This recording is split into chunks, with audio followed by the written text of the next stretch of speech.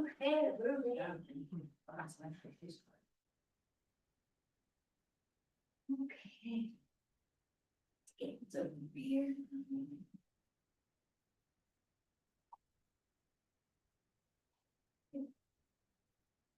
I'm ready to move. Thanks, Carmen. Good morning, everybody. This is a regular meeting of the San Miguel County Commissioners. Today is Wednesday, April 22nd. It is 9:30 in the morning. Present are all three commissioners, many staff, and perhaps a few folks on Zoom. We are going to open our meeting today with a moment of silence for grounding and gratitude.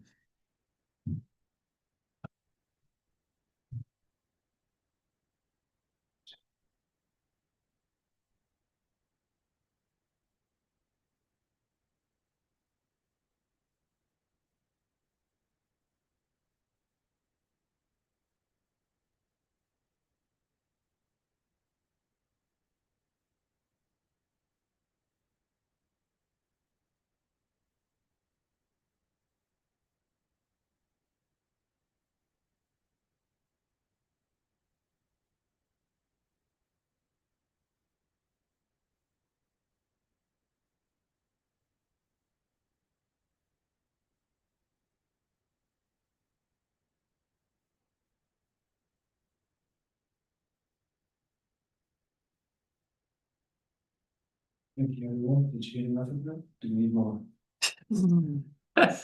Always more. Awesome. We're lucky to be here and we have an agenda to review. It has one item to be pulled, which is 6J as in John. So with your permission, I'd like to make that change. Does anybody have other suggestions, commissioners? No, sir. More? Have a hand up. Do we want to mention the septic thing? I was just gonna do that thing, man. Okay. It's not on the agenda, so it's just a note from last meeting. Okay, we'll get to that on the manager matters. With that, we have an agenda and we are open for public comment for items that aren't on the agenda. I don't see any hands up in the room or in the Zoom, and I don't see anybody in the Zoom who's not on the screen, so we can continue to item 6, which is our consent agenda. And unless anyone has questions and would like to discuss an item, I'd entertain a motion without item J. I move to approve the consent agenda with the omission of item J. Second. All those in favor? Aye. Aye. Aye as well, motion carries. We are on to item 7, which is Parks and Open Space Matters. And we are lucky to have a presentation by our Historical Commission, which includes Ted Wilson, the hardworking chair, and Ken Cass, who is seating herself. Good morning, both of you. Thank you for coming. Oh, perfect. Tell us all it is. Good morning, commissioners. Thank you, Commissioner Waring. As you mentioned, Ted Wilson is with me today. He's the chair of our Historical Commission. And each year we prepare a work plan and we like to present it to the county commissioners and discuss it with you just as far as the our overall action items for the year. Most of these are already underway. And obviously these events and activities are based on our budget. And I'm happy to say that our Historical Commission is full. We have no vacancies. And just like to remind the commissioners that it does consist of 7 volunteers. These are all people who do volunteer their time and just, you know, historic preservation is a passion element for them. As I said, Ted Wilson is our chair, JJ Ostala, who has been involved since the Historical Commission's inception back in 2000. He is our vice chair. We have Kieran Lannon, John Wachowski, Bob Mather, Matt Sheen, and Barbara Youngblood. So again, as I mentioned, we prioritize our project and goals and initiatives each year based on our budget and available resources. And just highlighting some items from this previous year with the Matterhorn Mill, our EPA grant. Lewis Mill, and just some items that are continuous and ongoing. And with that, I'd like to turn it over to Ted.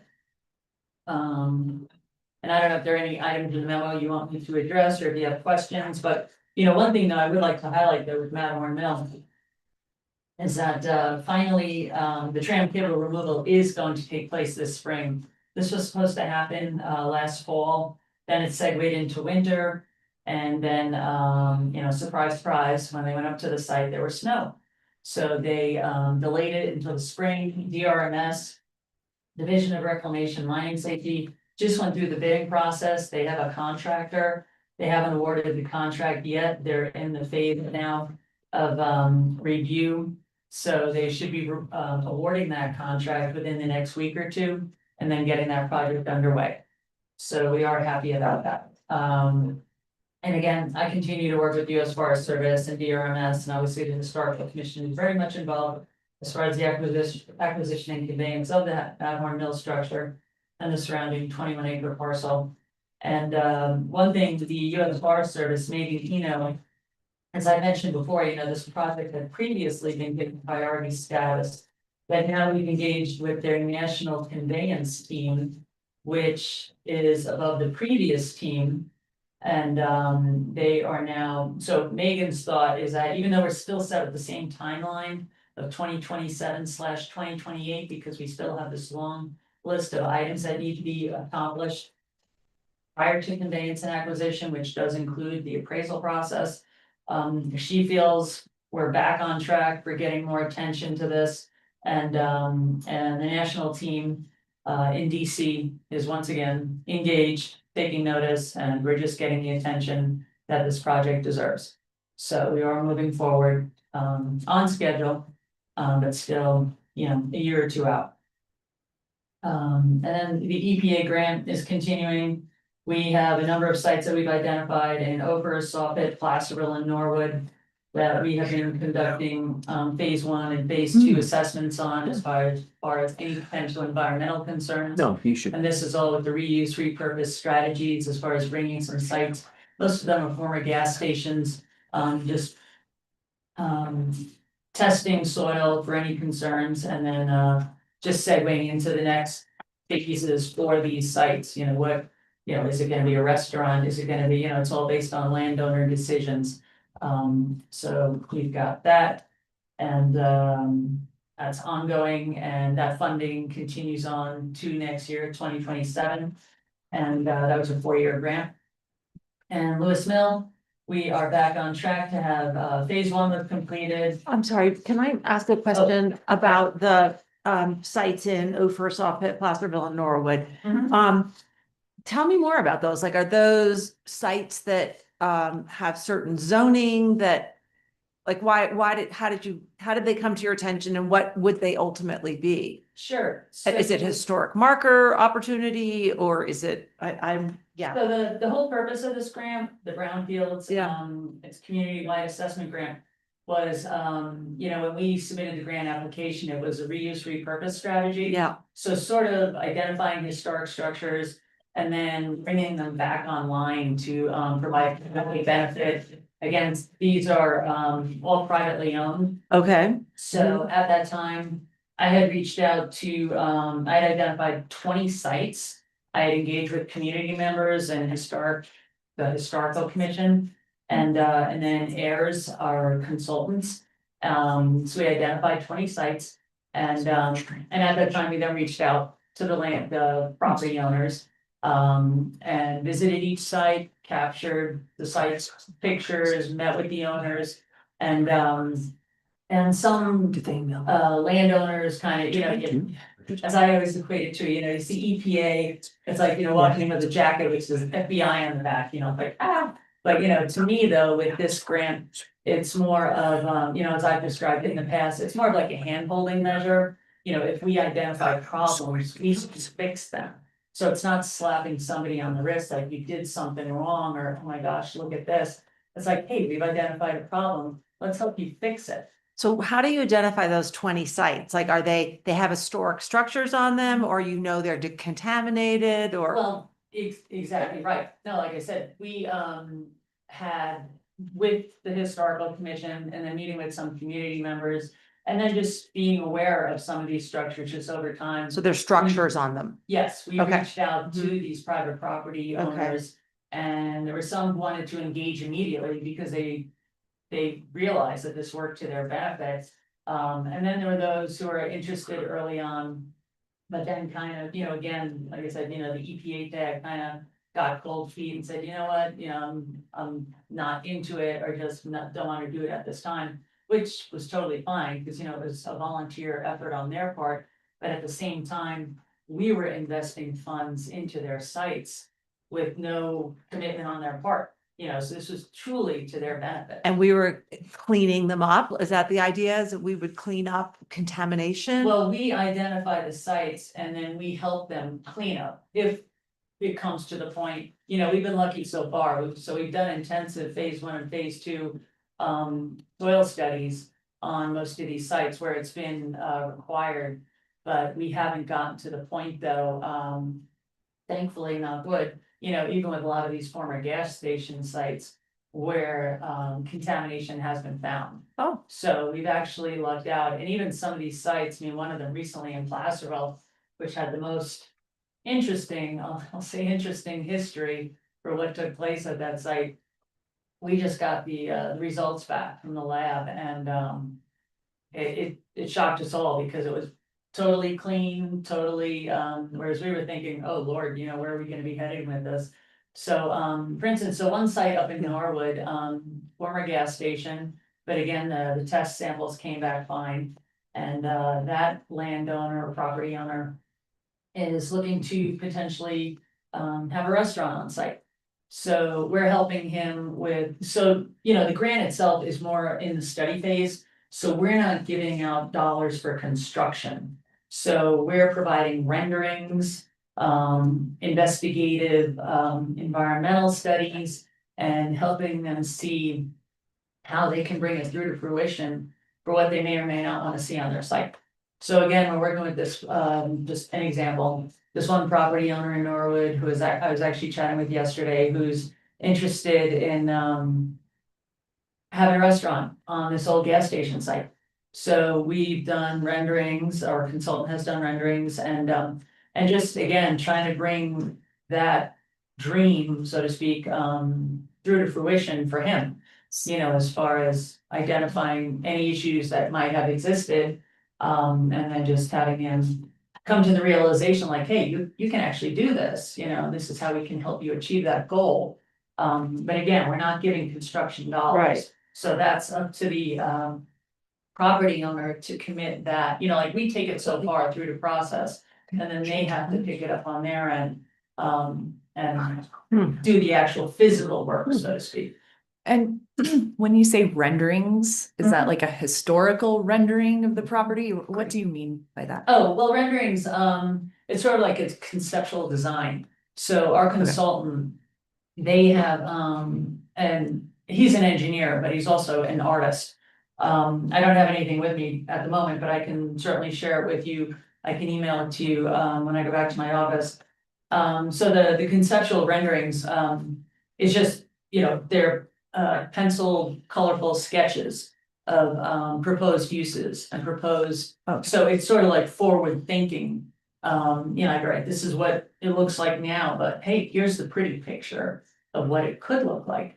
So, yeah, so, and these aren't, there's no engineering done with these pictures, it's more just a conceptualization of, as far as, hey, you described this is what you want to see on your site. We have now put this into a picture. Is this what you're thinking?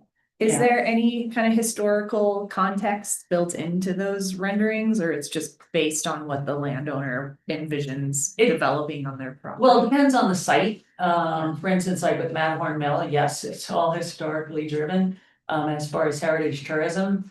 But, since these other sites are privately owned, we try to encourage them to keep the historic element intact. But it's purely their decision. So, we can encourage or, just like to, still have a tribute to something that, might be historic on site. But then, you know, a fallback can always be too, you know, just capturing things with old pictures. That had been previously recorded and then doing historic interpretive signage. So, or, you know, something just referring back to the history of that site and what that building may have looked like, which, you know, most of them have changed significantly over time.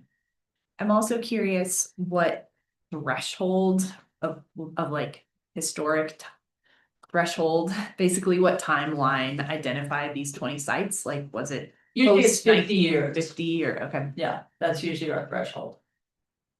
Jen, the 500K grant, how much has been spent so far? And We're just under 50%.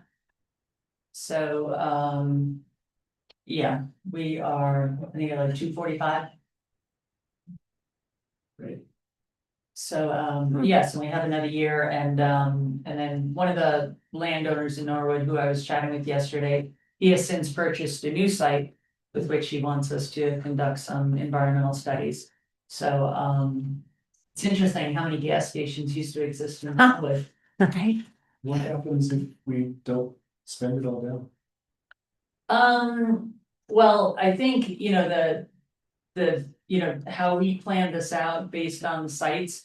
And what is going to, what our plan is for each site. And then, you know, as far as with each site, what's involved, not only with the phase 1 and phase 2 studies, but then renderings and then follow-ups. You know, we're pretty much dialed in with that budget itself. But yeah, but if money is left over, I don't, you know, the money, we'll put it this way, the money has, you know, was awarded to the county day 1. And it was deposited into the county's account day 1.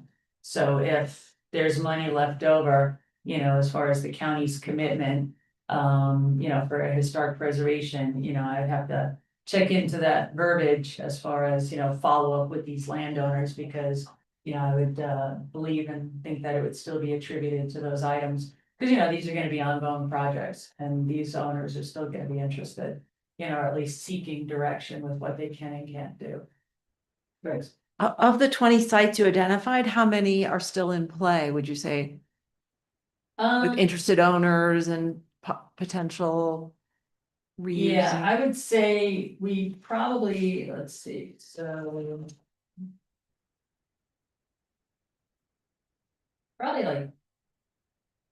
We're in various phases with each one, Mhm. and we're waiting to hear back from landowners. So probably about 10. Okay, Because, you know, we've got, you know, some, they're all in different stages. sure. So some, you know, might be phase 1, some might be phase 2, some might be renderings, because not each site. Requires both Sure. phase 1 and phase 2. And we're also. Working with some of them as far as their. Plans for affordable housing. You know, so our team has also. And that was, you know, the initial basis of our grant application. We highlighted the need for affordable housing. As far as the grants, outcomes and benefits, the review strategy. And that was, so, you know, and that at that time was focused on Matterhorn Mill. Mhm. But then as we delved into these other sites, we've got somebody in Ophir.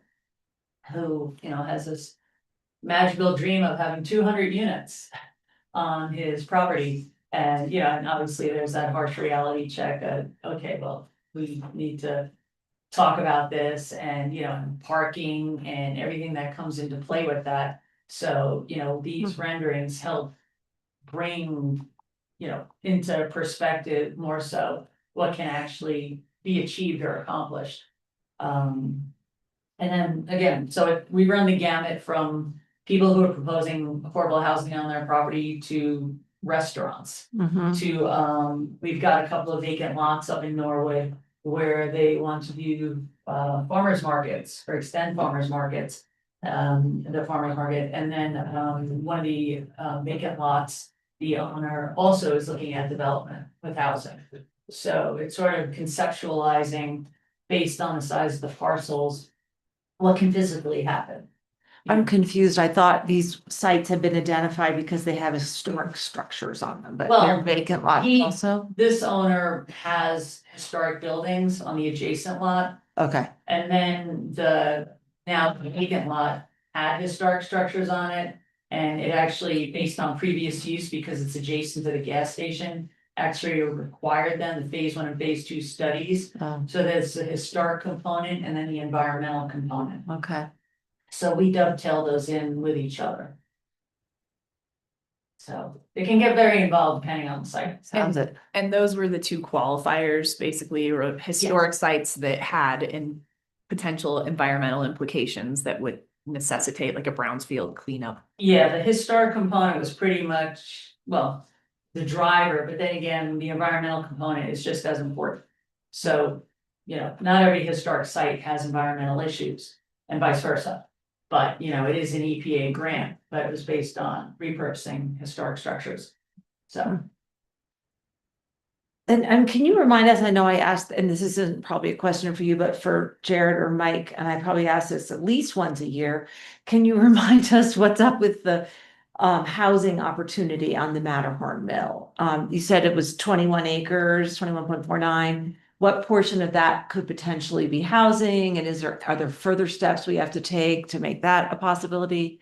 well, that's always, from day one, and Jared, correct me if I'm wrong, we've always looked at 6 acres of that. Okay, To be thank you. identified, and Yeah. I shared his, Mike and I had, or at least I met with Megan Eno, and I shared these details with Mike.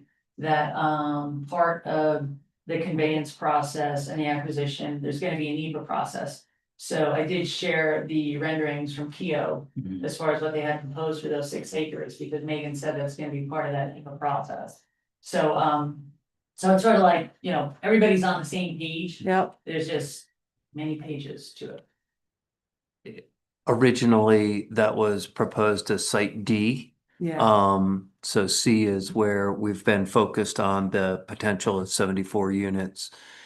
And when the Forest Service elevated the NEPA to their Washington office almost 2 years ago, they indicated that if we were asking them to evaluate Site D for housing, that it would reset the entire time clock and create a significant delay. So at that point, we said, you know what, we'll pause until there's some legislative change on behalf of the feds for that parcel. And let's keep moving forward with the acquisition for the Matterhorn Historic Mill. When it came back to us again recently that we have to redo the NEPA, we did indicate, yes, we would like for the potential of housing on that approximate 6.5 acres of that parcel to be evaluated as a part of that. So that's where we are at moving forward, is the potential of evaluating that Pod D for housing that could eventually be incorporated into the rest of the Pathfinder project. thank you for that annual or maybe semi-annual reminder. No, and Commissioner Brown, also just to clarify what Mike just said too, the US Forest Service did get one of their teams in DC involved 2 years ago to expedite it. But only a couple of months ago is. Really effective. And only a couple of months ago though, is their national conveyance team now involved. Okay, So that's a separate UC group with still expediting the process. okay, thank you so much. So. Yeah, so we've got a lot of exciting stuff going on, and then with Lewis Mill, we are going to have phase 2 finally accomplished. The roof was repaired, but we're gonna have the window frames and some interior flooring and structural repairs performed up there as well. And then one part of my memo, which Ted can discuss, unless you have questions about anything else, because I also wanted to just segue into, we've got a lot going on with historic interpretive signage. Mhm. And, and that itself is a big undertaking because, we've got signage everywhere, be it the counties or otherwise, and not only tying in with our San Juan Skyway Scenic Byway, but also tying in with National Historic Marker Day. So again, a lot of these are passion projects for members of the Historical Commission. But I will let Ted take it away with that. Before you leave your memo, I just Oh, wanted to yes. mention that I looked at the, new historic interpretive site page. Is that a Yes. brand new page or updated? It's a brand new page and there are gonna be more updates to come. It was And great. It Ted, was really good. a lot of this credit because, if not all of it, kudos to Ted because he takes the time to go out. Drags his poor son Gage with him and they explore around on trails and signage and he's great capturing everything with pictures and Yeah. details and then The GPS yeah. locator, it was really, I really appreciated that. And my gosh, it went on and on. Yes, Yeah. with more to come. Great. All right. To be fair, I'm not there. Split it out. Well, we Um, multitask. Mhm. Ted Wilson with the County Historical Commission. Yeah, I was just thinking on the drive over that the motto for our commission should be slowly but surely. And the Matterhorn Mill is a great example. You know, we thought that we were gonna close on the mill in 2025 Mm. and then outside forces. And, you know, we get to do this in a lot of our meetings. So anyway, we're being patient and we wait on these outside forces and continue on with everything else while we wait. The other example is the Ilium Flume and, you know, what Tired Mountain Club is trying to do with all the new trails. You know, the Ilium Flume for us is one, if that becomes reality, then we will be shoving ourselves through the door to really help with that. When it comes to interpretation up there, it becomes reality. So a lot of big, hopefully looming projects in the near future if we're lucky. But yeah, in the meantime, this was a good year for housekeeping, for example, you know, actually getting out there and like, hey, what are all the interpretive signage that has been done throughout the county? You know, a lot of it dates back to Linda Luther's days. And so it was nice to get that in one place. And it also is a reminder too, it's like, wow, there's a lot about the railroad. Mm. And it's kind of that reminder of not just for our commission now, but for future commissions, like there's a lot of stories in our past and, you know, can we expand on more stories and realize what's already kind of been told over and over again. And I also wanted to personally thank you guys for appointing Barbara Youngblood. Mhm. So last year when I came in for the annual check-in, I was like, oh, we're gonna get out to Norwood. We did not get out to Norwood. I'm sorry to say, but we are gonna get out to Norwood this year, I promise. But we decided to go one step further and, you know, reach out to someone like Barbara. And luckily she was very excited to put her name in the hat to join the commission. So now having Barbara out on the east end or the west end for us as our boots in the ground is huge. And already in our last meeting, which was her first meeting, we've had that Boy Scout building out there in Norwood on our work plan for years, and we just hadn't got around to doing the research on it ourselves. Of course, Barbara had, Mm. and then we found out right away from Barbara through our research that the building has been moved, which kind of then takes away opportunity for grants to, you know, do whatever with it. So, you know, Mm. boom, we're off and running with Barbara already. So anyway, and we're excited to, you know, continue expanding outside of the, you know, Tyrant area proper. So, what else did we? I mean, if you guys have any questions about the work plan, please let me know. A lot of it is obviously ongoing. And we continue to get out there in the wilderness and look at new opportunities for interpretation as well. The Waterline Trail, for example, that thanks to our member Matt Steen, who's done the research on that, we hiked it this summer and like most of us didn't know, there's a lot of remnants up there, which were part of the original historic water system for the town of Tyrant and San Miguel City and all that. And there's a lot. And so like we're talking with the Forest Service, like, hey, a little interpretation here would be really cool. Just to let people know what all that is. I mean, it'd be hard to tell what it is unless, you know, you knew. So that's another one we're working on. Is the Forest Service generally open to interpretive signage? Yes. Yeah. Yeah. Nice. With Megan and Chris Smith. Great. And that's these days, that's why we're kind of, we're keeping ourselves in the room because sometimes when the Forest Service does historic interpretation, it can be a little, I don't want to say generic, but it's very slim, Like, light. And so, for example, with, like if the Flume Trail happened, which is on Forest Service land, I feel like the county, especially the Historical Commission, the museum, we could, with our knowledge, deeper knowledge, could offer, a much stronger interpretation. And also being aware of all the historic assets and photographs that already exist. And so, we stay in the room with that stuff.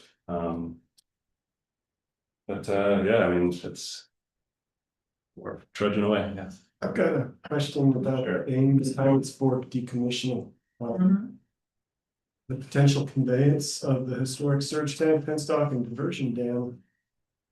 Doesn't sound like it's happening, and that might be because of liability, it might be because of other reasons. But I was curious if you had any conversations with XL about just the historic building, which I think still holds all that equipment. And it seems like a real plum in the region. Wondering how that. The Ames power plant proper. Yeah, it's, as far as I know, it's still functioning. Oh, yeah, very much so. And we've spoken to XL Energy about, in Ames, itself, with XL Energy, they've had, even though it's still under the management of XL, they've had different managers in charge or involved, and I've been talking to them for years about historic designation, and they just think there are too many encumbrances that come with that by placing a historic designation on that structure. Even though, I've assured them backwards and forwards, and this predates me to my predecessor, Linda Luther. We've had the same conversations for years, but it's sort of like, not so much. But with how it's for decommissioning, and the structures that exist up in Ophir, that's been an ongoing conversation with the US Forest Service, because initially, and there were some players involved who have since retired, Corey Wong, Jeremy Karchit, they've retired or moved on. Because at one time, the county was gonna actually acquire all three structures. The surge tank, penstock, the diversion dam. Plan was to construct a trail, that was gonna run parallel to the penstock. And then in more recent conversations with Megan Eno, in the past few months, she has sort of said, if the county can acquire anything, it would just be the surge tank. We're not, forget about the diversion dam and the penstock itself. And, we understand that, as far as liability reasons, but at the time though, when Corey and Jeremy were still involved, I actually had met with CTSI on site, and we had actually talked about, because the penstock goes on, it's for like a couple of miles, and we had actually talked about sectioning it off. We actually walked the penstock, we walked the entire length of it on top. It's kind of sketchy, but we actually talked about though, actually sectioning it off and then filling it, with grout and stuff, and and rails, and just to prevent people from climbing on it, and just to address any liability concerns that existed at that time. But it seems that those are no longer options. So again, that's an ongoing conversation, and also it was Megan's predecessor, Matt Zoomstein, who was involved in the conversation at that time. So as players change, thoughts change, ideas change, and we just stick with it and see where it leads. So it's dead. Yeah, that's a good example of things we like to keep on the work plan, just so we remember, and it's remembered. But again, like Janet said, Sally, a rep even came to one of our commission meetings years ago, and like they were ready to abandon that water source because they also draw water from Trout Lake still. And like they were totally getting ready to, like, we're done with this section of water, and like that surge tank that sits down there from the highway shoots down in the Ames power plant. Then of course, like, nah, never mind. We'll keep Hmm. it. So it's a good stuff to keep on there, so it doesn't get forgotten about, if they decide to walk away eventually, so. I have a question. Commissioner Brown? Yeah, about the Boy Scout building, which I've now seen and it's really groovy. I love it. It's cool. But did you say that because it's been moved, there are no longer any grants available for restoration? Well, what That's like a happens there? Dead end? I had, yeah, God bless Barbie Youngblood. She was the only one who could find pictures of like half of it with half of the steeple. Because there is no information on file for this building anywhere. And I had, our historic preservation architect look at it. And, just to assess, any historic significance. And, yes, it has been moved at least once. We think only once, but still. What happens when you pursue state historic preservation funding, those grants are very competitive. And his thought was, sure, I can start applying for grants, but he just said, his suggestion was that it wouldn't hold up against other structures that would be applying for grant funding. Because it just, the fact that it's been moved, that immediately notches it down in the ranks as far as eligibility. So, but we talk about other uses for that structure, and we've got some other ideas. Not related to, historic preservation, so to speak, but we talk about with these other potential uses, though. I would love to bring it back to, maybe potentially. Obviously, we'd make improvements on the exterior and the interior, and maybe someday restoring the steeple that once was. I have a really quick question. I sit on the Unaweeb Tabawash Scenic Byway Committee board. And that group has been working on restoring and improving interpretive signage for the whole scenic byway. And there was recent mention that there is no interpretive signage through the San Miguel Canyon, like starting at the intersection of 62 down valley. And I wanted to just kind of plant a seed with the historic commission about potentially, exploring whether, I know there's some placer mining sites on the river down there, and who knows what, I have no idea, but wondering if there's any historic relevant sites that would merit some interpretive signage through that section of the byway. Are you talking about the part from 62 up valley or? So where Highway 62 intersects with 145, the intersection at Placerville, Yeah. heading down valley, down canyon, heading west.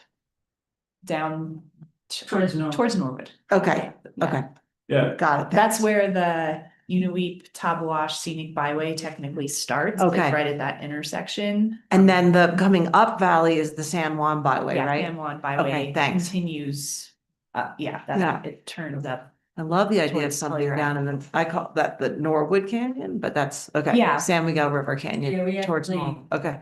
We actually have that on the Open Space Commission work plan, of which you'll be hearing from us on that soon. Uh-huh. But John Wachowski, who's with the Historical Commission, serves on the Scenic Byway Committee. And Angela Dye, who is on the Open Space Commission, serves on the Scenic Byway Committee. In fact, she's heading it up these days because the previous group kind of fell by the wayside, but she is determined to see that through. So we have two active members of the Scenic Byway Committee overall.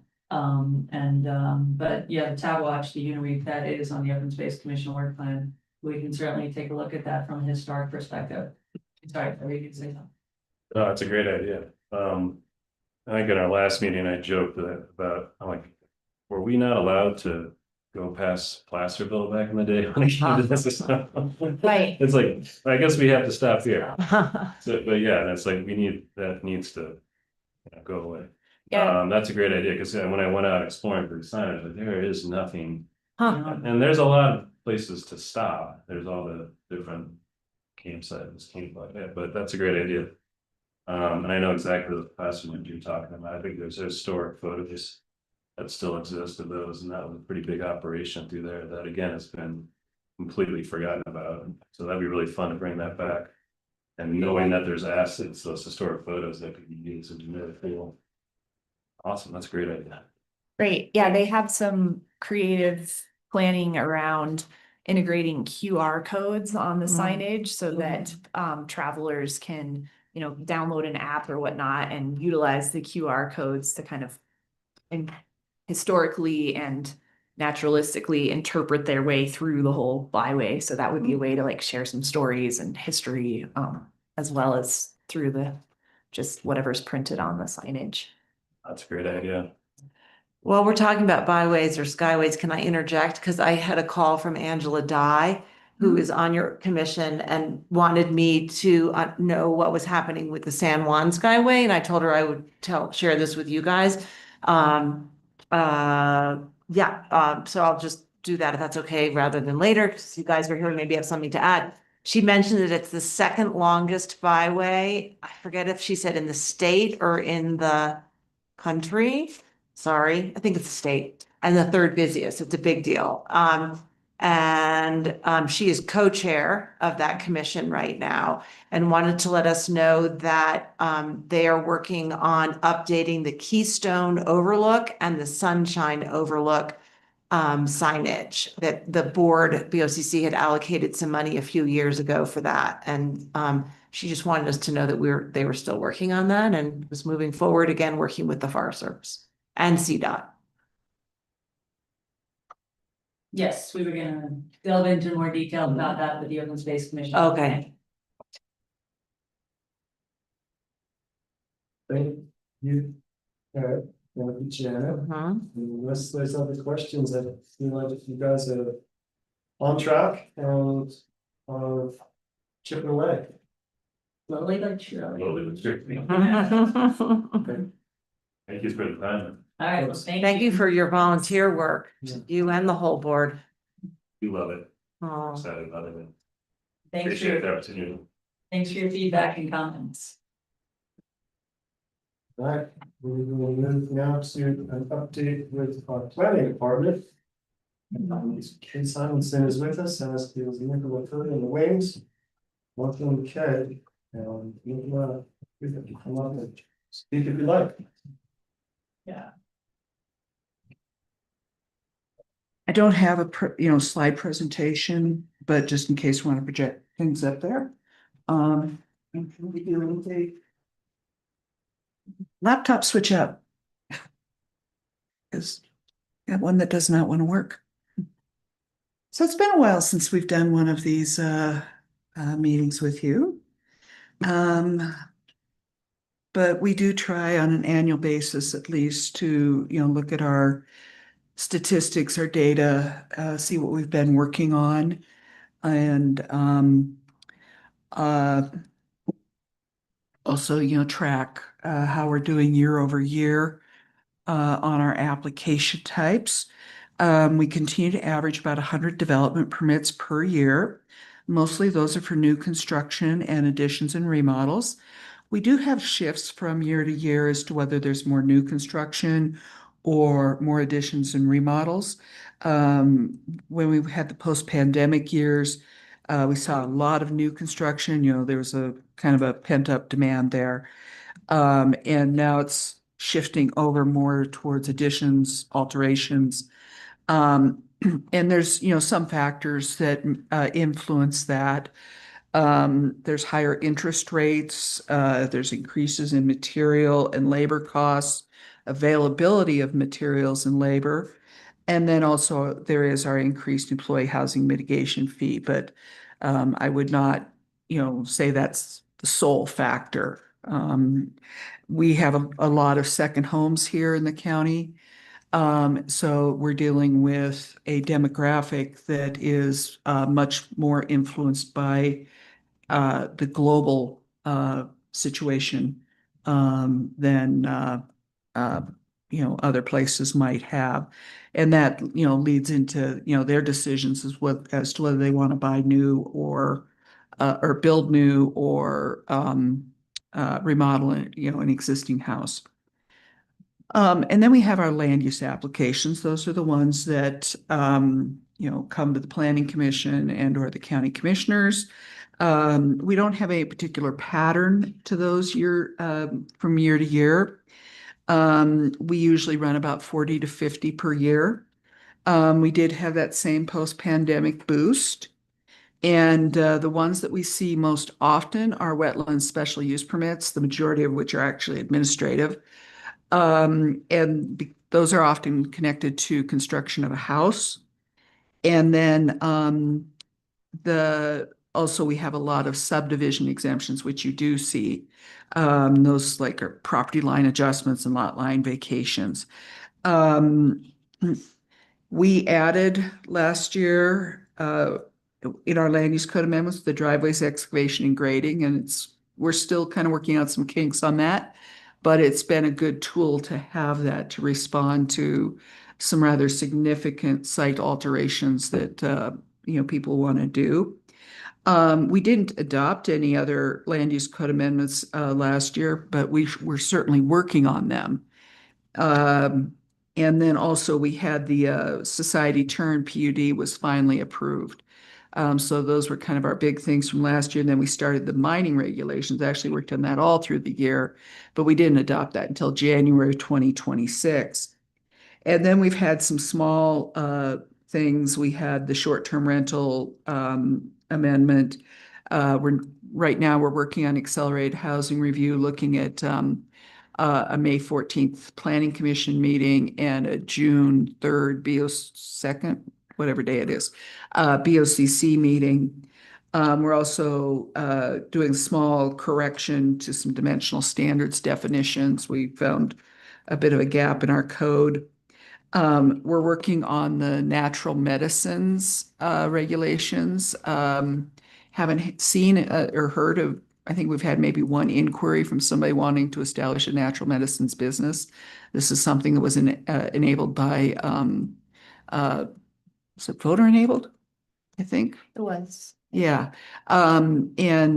So, we need to be prepared, and we'll be, working on that in June and July.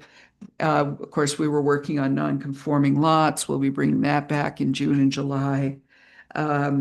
We need to make some small adjustments in our code regarding wildfire resiliency to match what we've done with the wildfire resiliency code. And then hopefully we can finish up natural resources, working on it through the summer and with adoption in the fall. We've already had a work session on forestry practices, and then we've got oil and gas and geothermal coming. And I think we're just getting closer to, seeing what fits. And oil and gas, a lot of that's dictated by the state anyhow. And then also same approximate schedule, the housing code update, moving on to the, kind of the meat of the zone districts. And we're also working on creating a minor subdivision process where 4 or fewer lots can be created without going through the 5-step process. And that's pretty normal for planner world throughout the country. We're a little unique in that we don't have that. And then for future major projects, we really do need to get the housing code update and the natural resources out of the way. And but then we can start looking at master planning.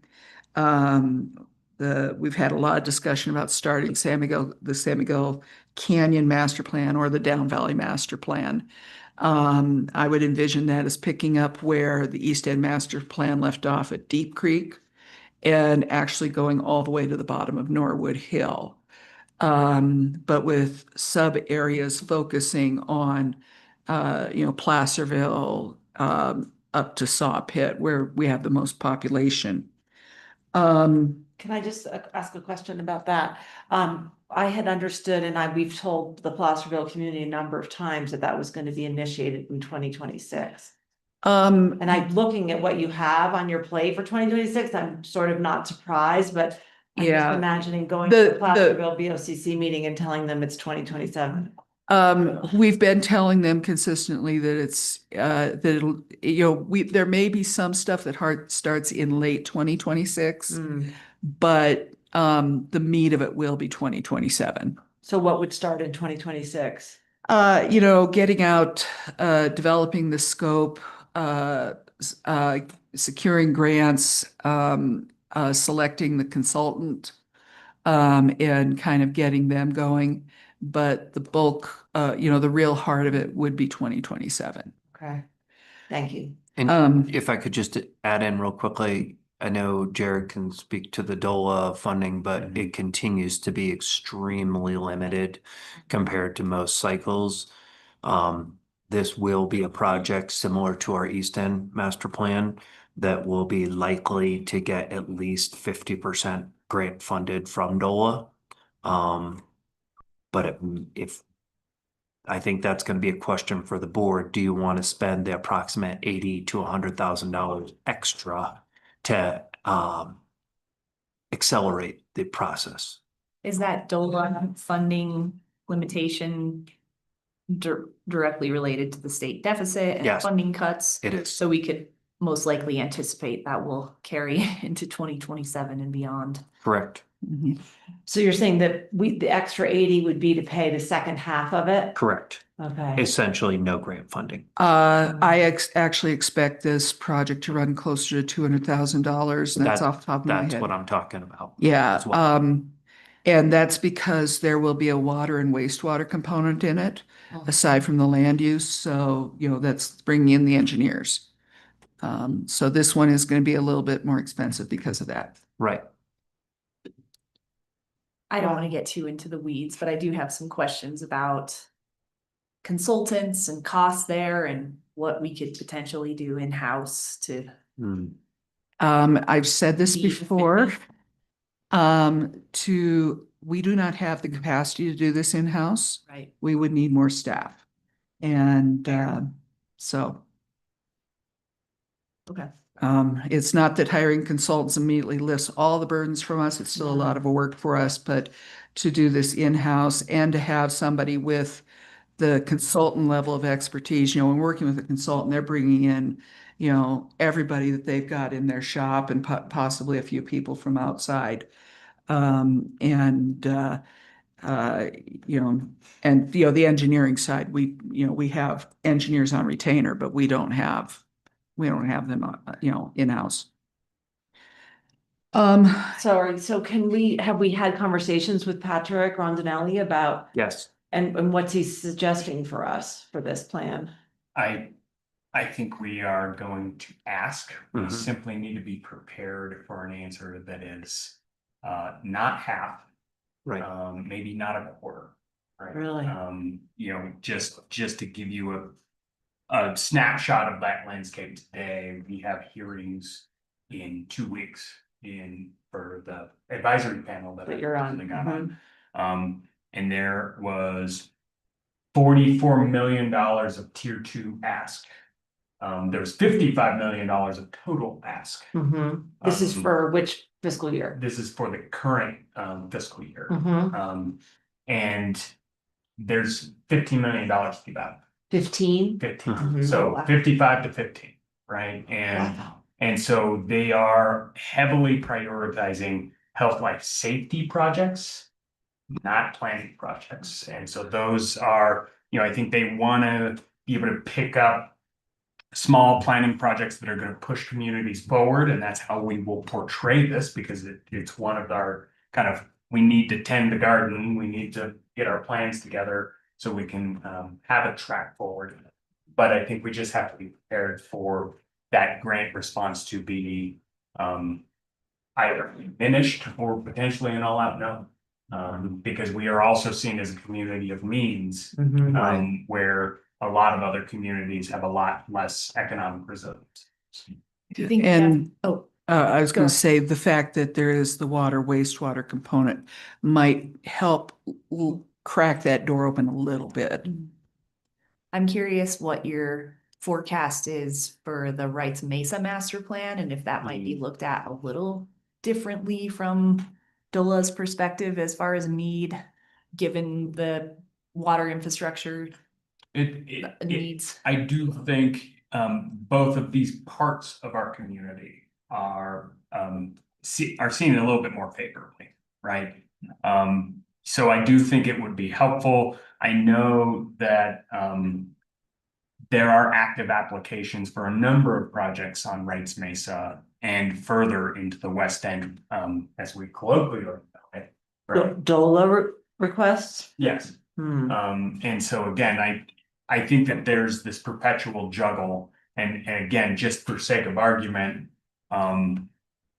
the state legislature is already planning to take $27 million out of this bucket to fill the funding gap for other projects, for other state needs. 27 of the 55? 27 of what's projected come in, right? So again, the oil and gas revenue comes in, Hmm. it gets diverted in a couple different ways.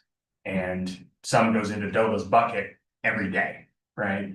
And the state as of July, they're gonna take $27 million out of that bucket to still pay, or to fill the state funding gap. And so, as with my role on the advisory committee, we're just sitting and saying, are we gonna have a cycle, Mhm. right? Mhm. There was typically 3 cycles a year. This year there was 1. And we're about to go through it. And so that's kind of what's haunting. It depends on gas revenue.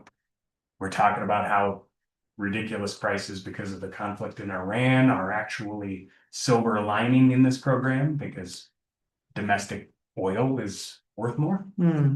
But again, I think we just want to be very aware, and I think Mike and I will bring this to the board of, when we get that RFP on the street, the responses come back, and we don't have, a DOLA commitment, or we have a minor DOLA commitment. We just gotta be realistic about those numbers for both of these points. I think that we can speculate about DOLA for a while, but it's not elected authority. Yes. Presentation. Yeah.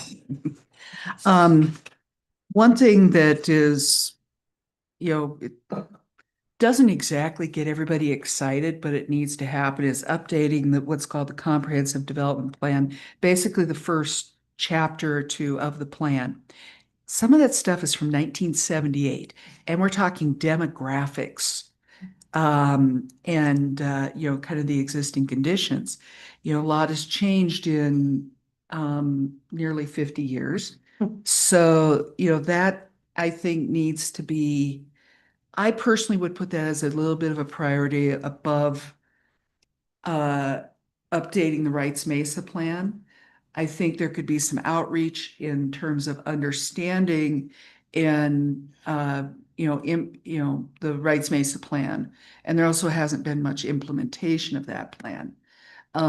So, not necessarily, if I had my choice, I'd say work on the the really old part of the comprehensive development plan first. And then there's another section there that's called the rest of the county. So helpful. And I think once we've done the East End and we've done the canyon, and we've got Wrights Mesa, we would then work on a plan for the mesas, and probably finally work on a plan for the West End. And then there's another thing, the state had mandated some elements. One of them is about capacity, which we don't have to do because our population's under the threshold. But one thing that I don't think we're exempt from is a water supply element. On the other hand, we're also not a water provider, so it's a little tough for us to prepare that one. But at some point, that probably needs to be done. The state actually had a December 2026 deadline for that. But here we are. It just never got prioritized and funded. So, but that's something to think about. The rest of my packet for you, the presentation, was all charts and graphs and such. And we do put these online. The building department does put their monthly data online. So, anybody wants to see what we've got going on, check out our website. Got a lot of information on there. So, A quick question for you, Kay, about the short-term rental permits, applications, just there, that, those numbers kind of ebb and flow over the last few years. they do,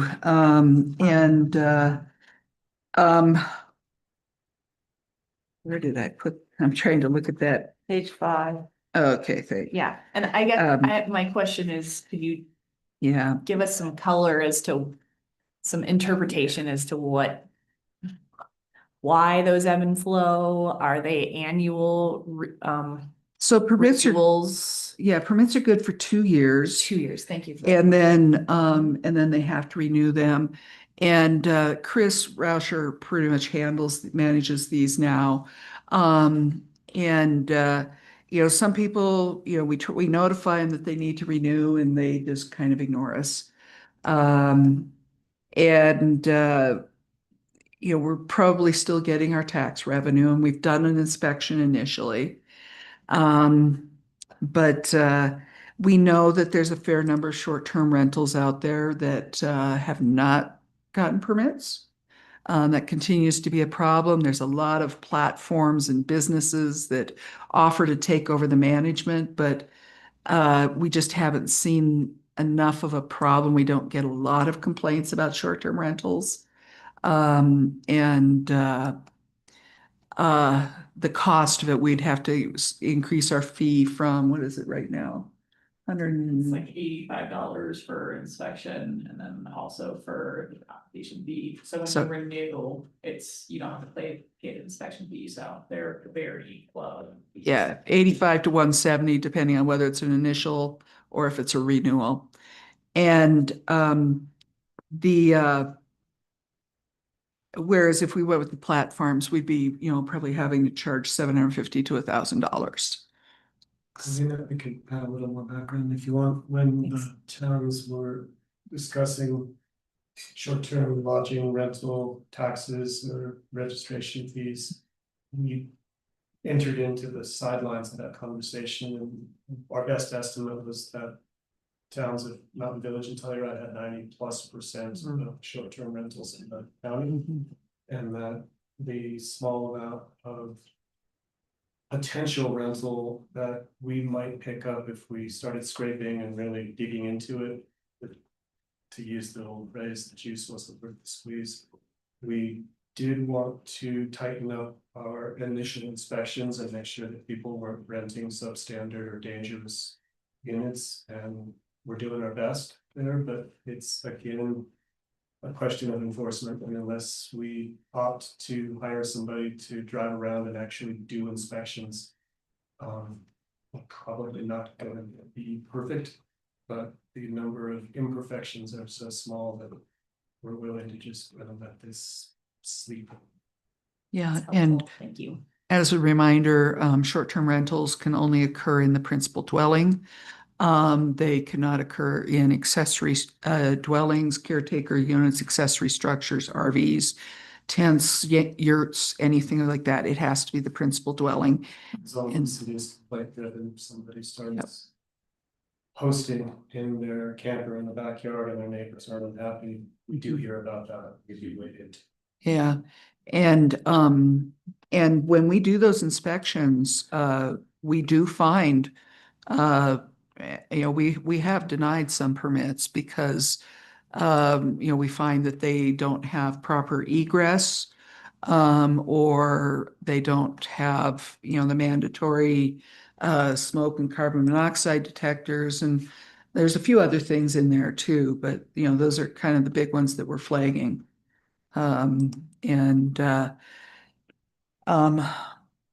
If we had time, we could browse the platforms online and contact them and say, hey, we found all these that aren't permitted.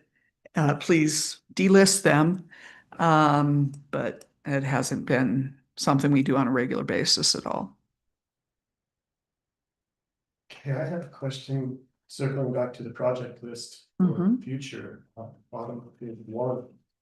You mentioned that the comprehensive development plan had 2 chapters, the kind of intro chapters that really needed updating. To me, that sounds like a relatively easy project.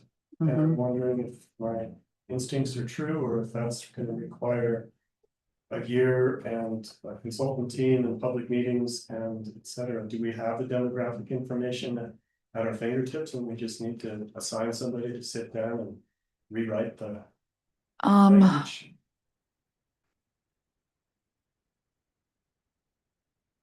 I also, Yeah. while you're thinking to respond, I had Yeah. a question about that and whether there's quite a bit of robust information within the housing needs assessment, and if whether any of that information could be utilized to Yeah. implement in the comprehensive development plan update. Yeah, I mean, it's something that I personally have written a number of those. And again, it goes back to resources, and time is the most limited resource with everything else that's going on. If you have a month off and wanted to consult, you could do this. And still have pretty good workflow, but I don't really know. I'm asking. That's a different discussion that we can maybe have later. Okay, well, let's hold off on that. And then the other one that you brought up is the water supply element study that the state required. I know that in our East End master plan conversations, and also sometimes in our SSR meetings, water supply does come up. I know that we made an effort to contact all the regional providers and try to get a rough understanding of gallons per minute and where they could go in the future. And we came up with some answers. It wasn't as complete perhaps as we would have liked. But I recall that information was at least garnered at some level. Could we simply take that Excel spreadsheet and convert it into a water supply element report, or does it require more? It would take more effort, and the state, specifies some things that have to be in there. Yeah, it would just take a little more effort than that, and probably need some water engineer expertise in looking at, or a water planner. So then I guess follow up with the Millen and this the 2026 end of year deadline. We haven't had anybody coming from the state telling us we're in the doghouse. What happens if we don't ever do this? What happens if we don't do it till 2032? What happens if? Is there any stick out there? I think the biggest stick would probably be withholding of grant funds.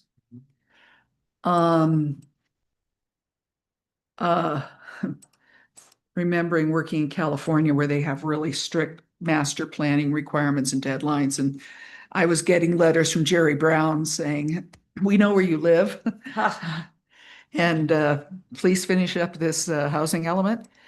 But it's a new thing. It's the first round, so we haven't quite seen what the ramifications are. It's due the end of this year. Yeah. Okay, so we haven't quite missed it, but we plan to. Maybe what I would ask them is to try to find out what the ramifications would be if we were to fail to have that done by the end of the year, and just understand what our risks are.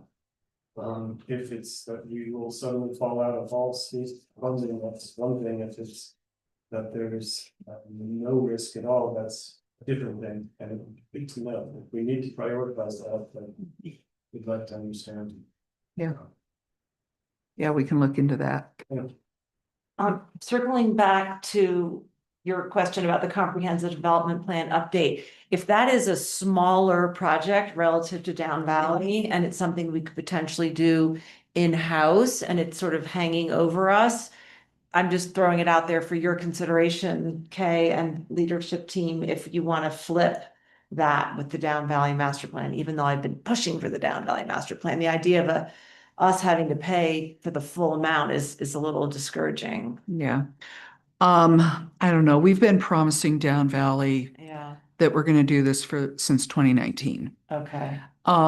So I think it's important to uphold that promise. It might be something that we can work on concurrently. But right now, yeah, just, right now, I think, do Down Valley first, or make that the priority. Mhm. And see, but don't let the quiet part wait much longer. All right. The part without a constituency. Any other questions? No, well, I have one other question, sorry, on page 5, new construction, commercial, less than 1 M, is that less than $1 million? Yeah, Dollars? a couple of years ago, we started setting fees by whether or not the price was less than $1 million, more than $1 million. So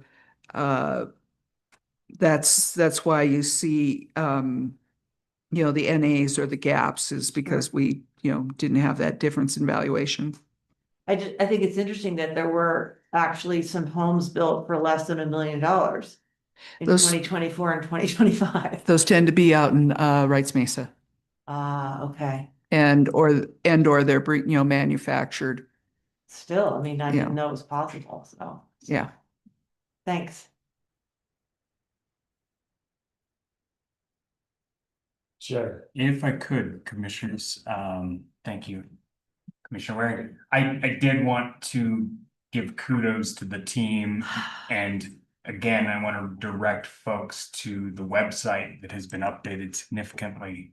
As Kay mentioned, there's a lot of new reports on that website that include what development activity is happening, what building permits are in, what the major projects are, all the presentations that Kay has done and given. A lot of folks, I think that webpage gets buried and people tend to say like, I don't know what's happening. And so I just want to make that plug that we've been working really hard, and big credit to the planning team, the building team, and Heather Woodland has been integral to this, of getting a lot of that stuff published where you can log in and you can look at all the applications we've received in the last 30 days. And that's something that was, there was some questions of like, something was administratively approved and I could never know it. And it's like, that's where it's gonna be. And so I want to share that and make sure folks are aware of that. And of course, as there are questions, the team does a great job of being super responsive and helping people find the information. Yeah. And the other thing that we've been working on is really improving and maximizing public information. And Megan's been very helpful on that. If we've got some messaging that needs to get out there, we're working on social media. We do email blasts where appropriate. I think my last email blast was about 180 people. Those are always fun. We do, we have the news items on the website. We do display ads. And also, go on the radio and, we just ask, the public to find their way of being informed. And chances are we've got a channel that will get that information out there. I'm looking at it right now, this is great. Thank you, Kay. I feel like you are on it and you have more work than we can possibly do, but maybe like the historical commission instead. Yes. Yeah, thank you to your whole team. You guys are very diligent and thoughtful. Thank you Yeah. very much. And I'll weigh in and say, I don't think you're working slowly, just efficiently and at the speed you need to. Yeah. So steady on. All right. Commissioners, we have the opportunity to special ed or to continue on the manager matters. What would you prefer? I wouldn't mind stretching a leg. All right. You guys are game? 10:44, let's Can we- convene at 10:50. Thanks, Nicola. Let's take a while. 55. Strike both of them. That's right.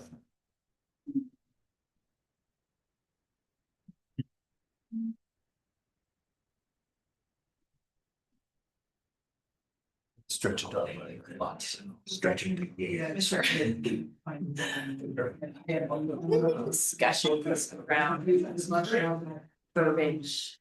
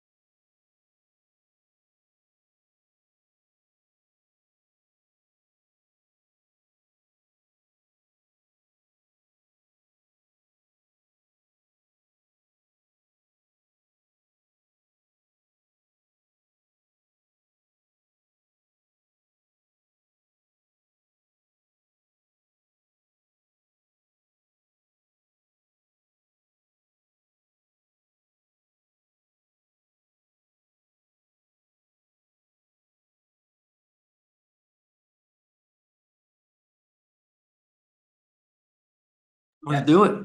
Okay. Oh, I like that screen saver. Stay informed. Very cool. That's Megan's magic. Unfortunately, Specific. there's no one in the public. Did you get bumped? I think my computer just. Mike Bordonia, who's the host now. Nah. Exists any longer. Huh. Sorry about that. Megan's vaporized, but. We're back. Welcome back, everybody. We are on to item number 9, which is manager matters. And I know that Mike Bordonia and Jenna Biggs want to update us on Miramonte space plan. Should we start there and then? Let's do that and then we'll do general updates after that.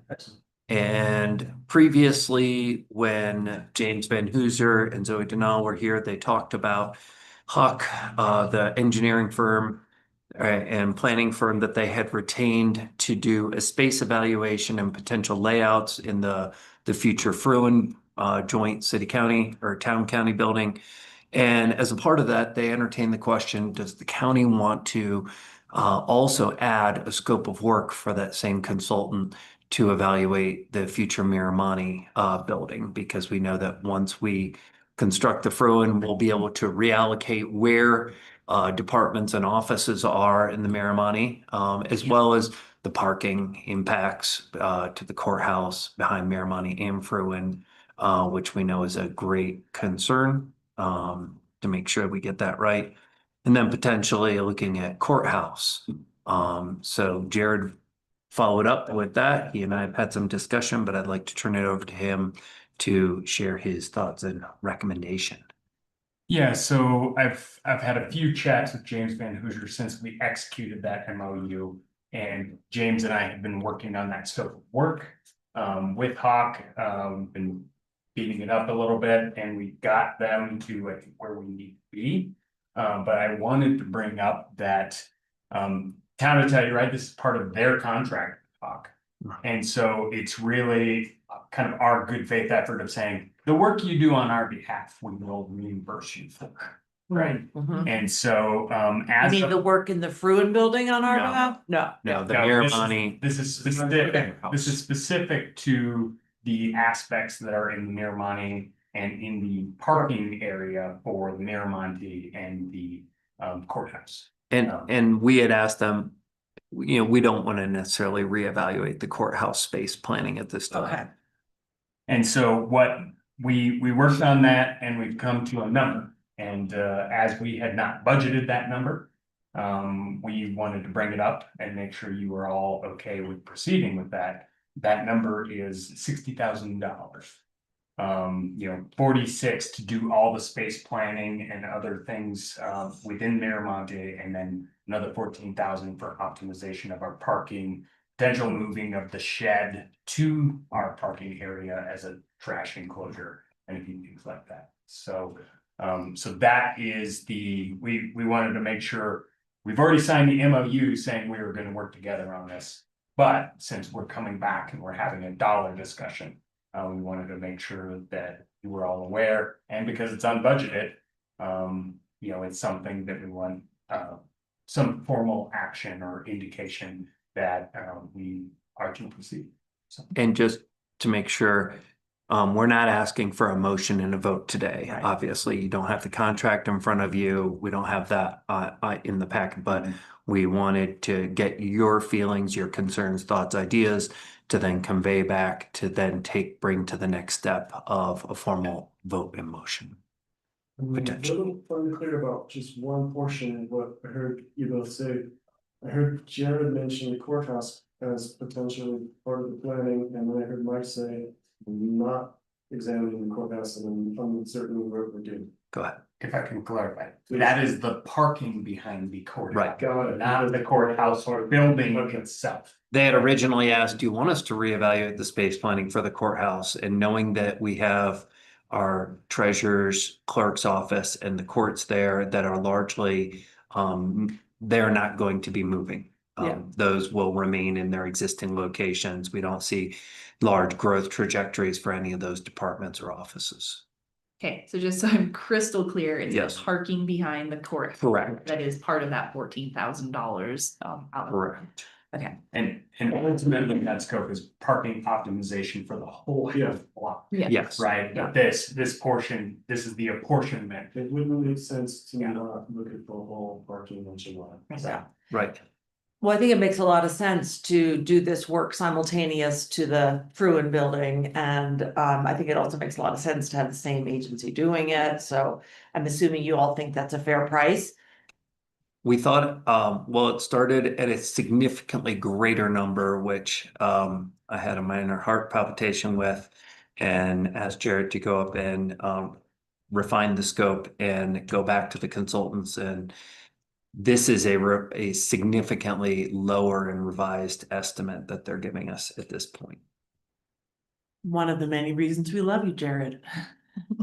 And you feel like what we're getting out of this is sufficient for the needs for the space planning, and what you beat them up for is we're still getting what we need. Well, and to give you a sense of what that scope is for, it's gonna be meeting with all of our departments who are housed here, getting a better understanding of what their future plans are. That will come back to Mike and I to kind of truth test and kind of work on as well. And then programming our space, having an actual architect program our space to make it function the right way. And then there's actual cost estimation. So using all of their consultants, including, mechanical and electrical engineers and those kind of things to develop real numbers that, again, we know there's an inflationary factor year over year, any year we delay development, but that's going to give us a real look at our costs of remodel and our costs of our exterior needs as well. Some of those, of course, we may need to, particularly with parking and those kind of things, we're gonna need to approach the HOA about, which is our building HOA here. But again, I think that the initial price was a little sticker shock. I talked with James, we talked with Hawk, we said, like, let's try to right size this. And they came back to the table with something that I think, although it's always high, right? I do think it's a reasonable approach. And in consideration of the work that they've done for the town of Telluride, in a similar way, I think it's a fair shake. So. I don't have any objections. Do you have objections to this? If we get a second look at the actual contract and make a formal decision. That's ready. No objections. One more question though. Given that it wasn't in the budget, where would this come from? General fund, capital fund? And do you feel like we can afford it? Which I do think we can, given the health of our reserves, but. Well, next week, we're going to be talking long-term fund projections, but we feel confident that, and it could be eligible for capital and or general fund reserves. We'll come forth with a recommendation after looking at those projections with you. Okay. And I do want to be clear, this is under the town of Telluride's contract with Hawk, right? So this would be a reimbursement agreement that we would sign with the town for these amounts. So I just want to be clear about, what contract you would see. It would be us reimbursing the town of Telluride, and that's where James is probably listening, and he's like, I just want an indication that if they sign the papers, that we are going to follow through on our part. Of course. So. Jared, can we presume that the language in the reimbursement agreement would have something about not to exceed? Yes. Good question. Yeah. All right. The answer is provisional yes. I have another question about Miramani space planning. It's gonna be years and years, to be honest with ourselves, before we get anything changing up there, significantly on the second, third floor. Do you all feel like it's working okay as is, or do we need some kind of an interim adjustment? I mean, we have people working in really funky spaces. Well, Is that just? if the town is to move forward with their projected timeline, they're talking about commencing next year and a 1 to 1.5 year total Okay. time frame before the future building is able to be occupied. Mhm. I would imagine that as soon as that building is occupiable, we would then commence on the Miramani improvements. So the question is, can we survive for 3 years in our Yeah. existing space? And Yeah. I would say yes. Okay. I don't see significant growth in employee numbers. I hear your point and agree that we're having to be creative currently. Very, And yeah. then during that construction, when we'll be displacing some groups like our IT department, we're already thinking about what is an interim plan for where they'll be operating out of. And we're fortunate in that we do have other opportunities with our campus in Norwood that we can look at, and we'll have a plan for those. Okay.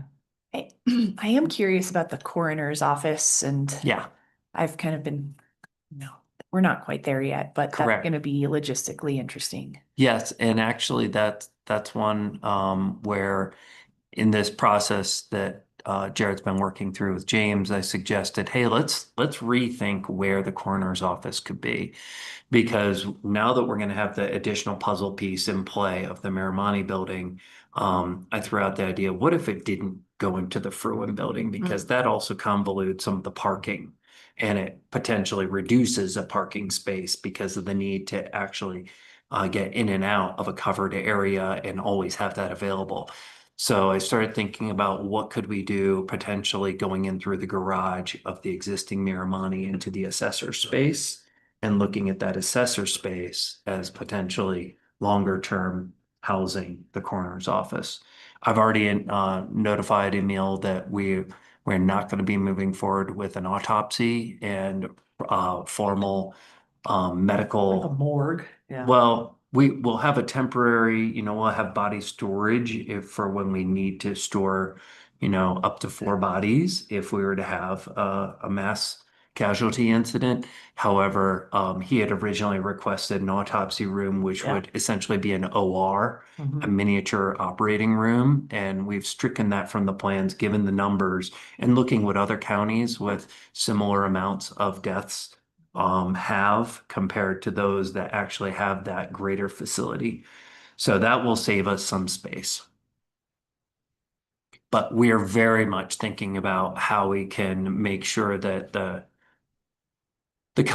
not just confidentiality, that's the wrong word, but the privacy needs of the coroner's office as well as the ingress egress needs can be facilitated. That's some creative thinking. Hmm. I do think that this, having this done together gives us a lot better opportunity to push and pull and move these blocks of space for different departments around. And again, I want to give a lot of credit to the town of Telluride and James Van Hoosier, because he's kind of been along the whole way with the Fruin journey we've been on. It's been like, they should do more of this. And we're like, yeah. And so I want to give him credit, because he's always been kind of pushing, like, I used to office there. It wasn't ideal. You guys should do some better planning. And I'm like, that's great. We'll get there, and I know that Mike and I, as bad examples, I've had worse offices. Right? So I remember an old clerk coming into my office at an old spot I used to work in, saying, "Hey, Jared, this really used to be a closet." Well, we like- do have people working in what used to be Yeah. closets. Yeah. And I was like, And we "Thanks, have Doc." people in small spaces shared and, Yes. no privacy and, yeah.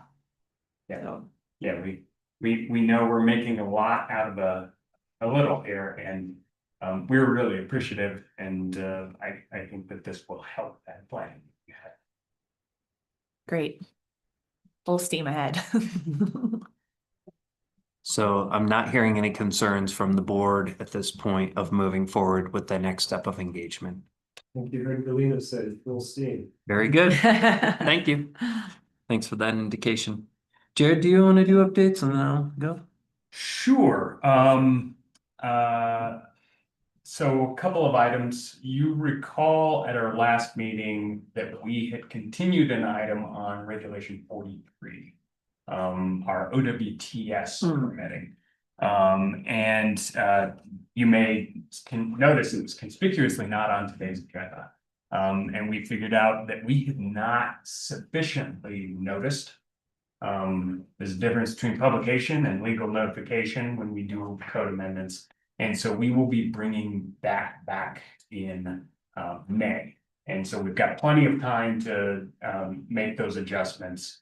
Had a good chat with Kevin, and he's on the stick. He's like, oh, I didn't know I needed to do the extra step. And so we are headed in the right direction, but I wanted to inform the board, since we did continue that, Okay.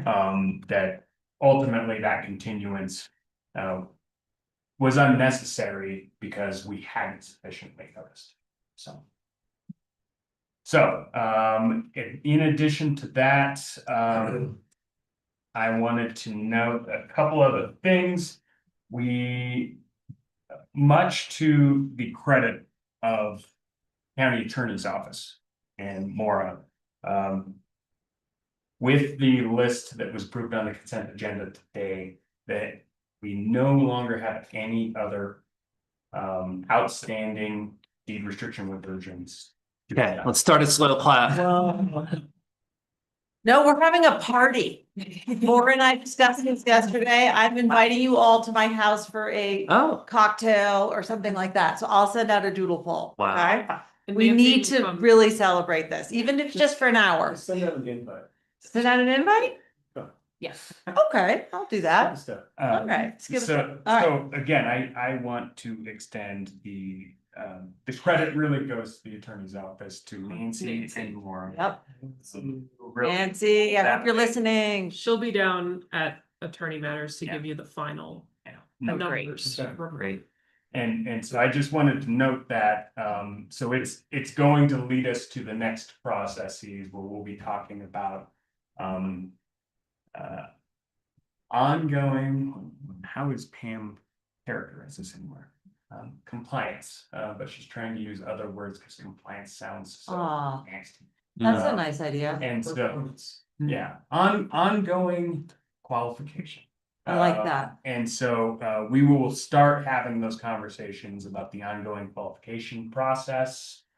We are tentatively presuming that will start in the fall at this point. Because we're in a weird place where we don't know which tax year we would select. So we're Mhm. kind of extending to a 3-year window instead of our typical 2.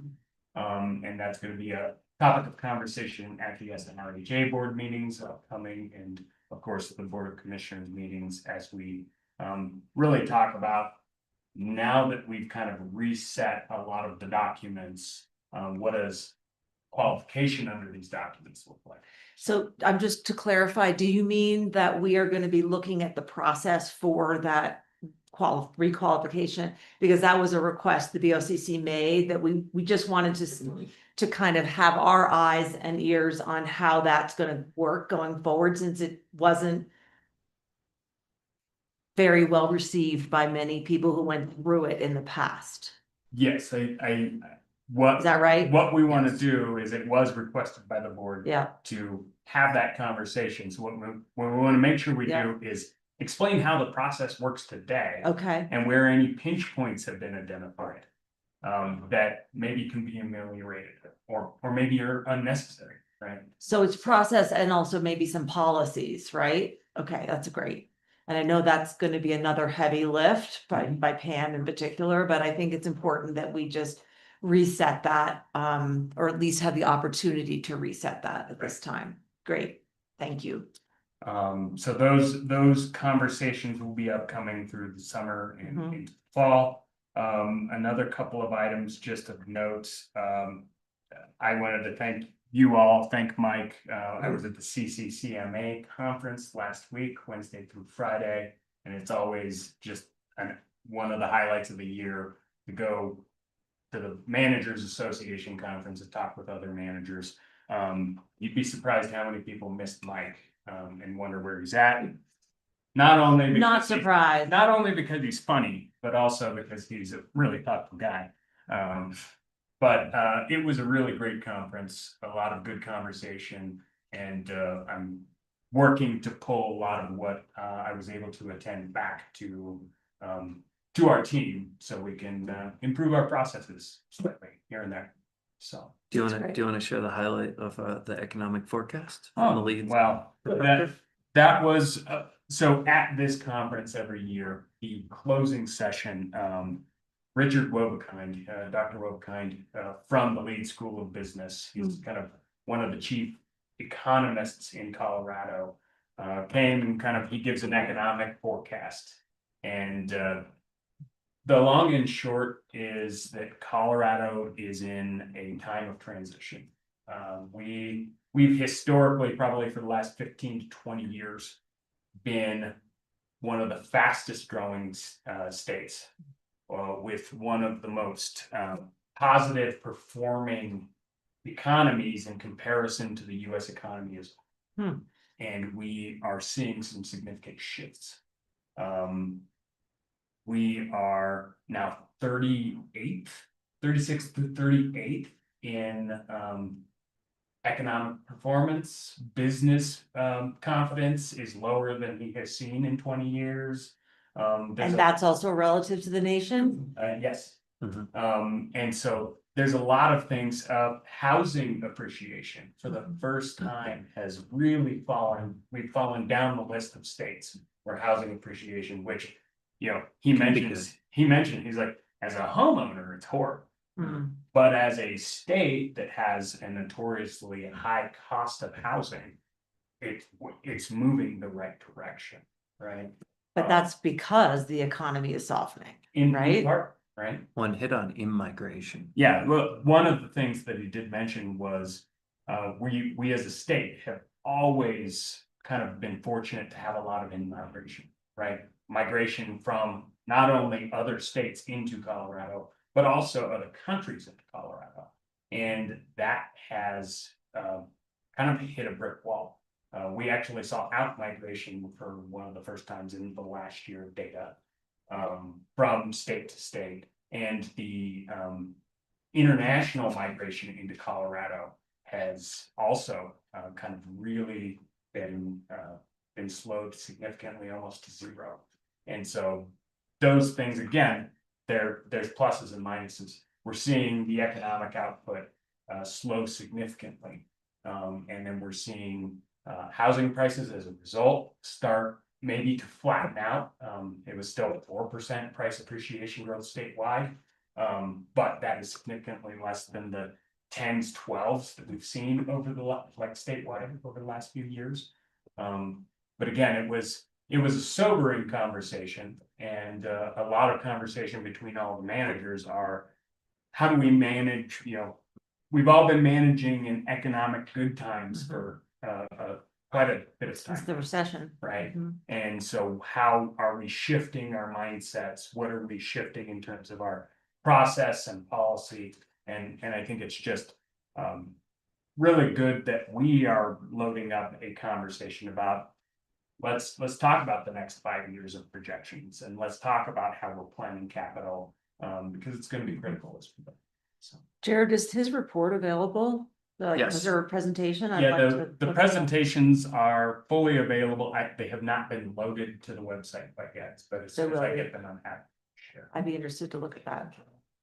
Jared and I are also typically very fiscally conservative, and this is kind of more corroboration of, we've been in this mode for the past 6 or 7 years of our population's growing, demands for services are growing. We're trying to be creative in how we add capacity long term without burdening the county financially.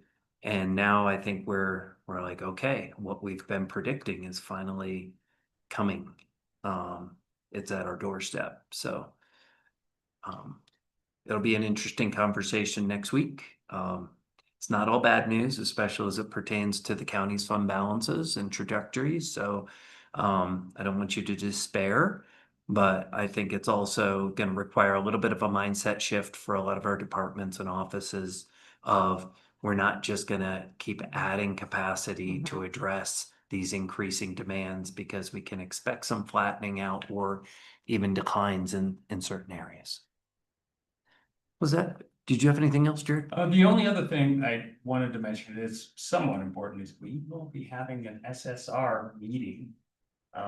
Strategic Stakeholder Roundtable, for those who might not know that, next Monday, 1:30, it'll predominantly be online, but we'll also be in this room. And so, kind of revisiting, and trying to focus on a lot of the code amendments that have been, discussed at the previous couple of meetings. And we'll be working with that group to continue to develop their feedback into the code amendments that will be coming to the Board of Commissioners and the Planning Commission as we move ahead. At the same time, we continue to move ahead on our original timeline for the accelerated housing review process that we had the joint Planning Commission Board of Commissioners session before the break. And so I believe that is out for comment agency review right now, a draft. But just as an aside there, we have since also had conversations with DOLA as one of those reviewers, and they've said, here's where it does not comply with the law, right? Oh. So we're actively making amendments. So the draft that's out there is the published draft, and we'll be bringing amendments to the Planning Commission on the 14th of next month. And so any amendments that we'll be redlining any amendments for that meeting as it comes. So we'll be taking feedback from the SSR, taking community feedback as we always do, and getting those things integrated for the Planning Commission and see which direction they make recommendations to me. So, and I think that is what we've got. Okay, just a few from me. Welcome back, our first commissioner meeting since April 1st. And next week on our work session is a rather big work session. We'll be having that Board of Health training from noon to 1. We'll be having a discussion about Mountain Village's potential future revised housing project ideas at 1:10 for about an hour. So looking forward to that discussion with Michelle Bolson and Drew Nelson. We'll be discussing our fund balance projections, which will set us up then to get back to our capital plan. So I think this was a really valuable exercise, and huge kudos to Ramona and Paige and Jared. We've gone through so many different scenarios of projections and then kept revising them with more information, and then looking at historic trends as well as what we know is happening in the world marketplace, that I think we have the best possible guess of what's going to be happening in the future financially.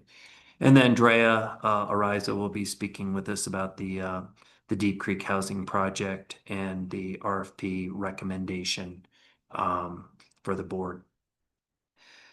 Last 2 weeks ago, or I guess it was the weeks blended together.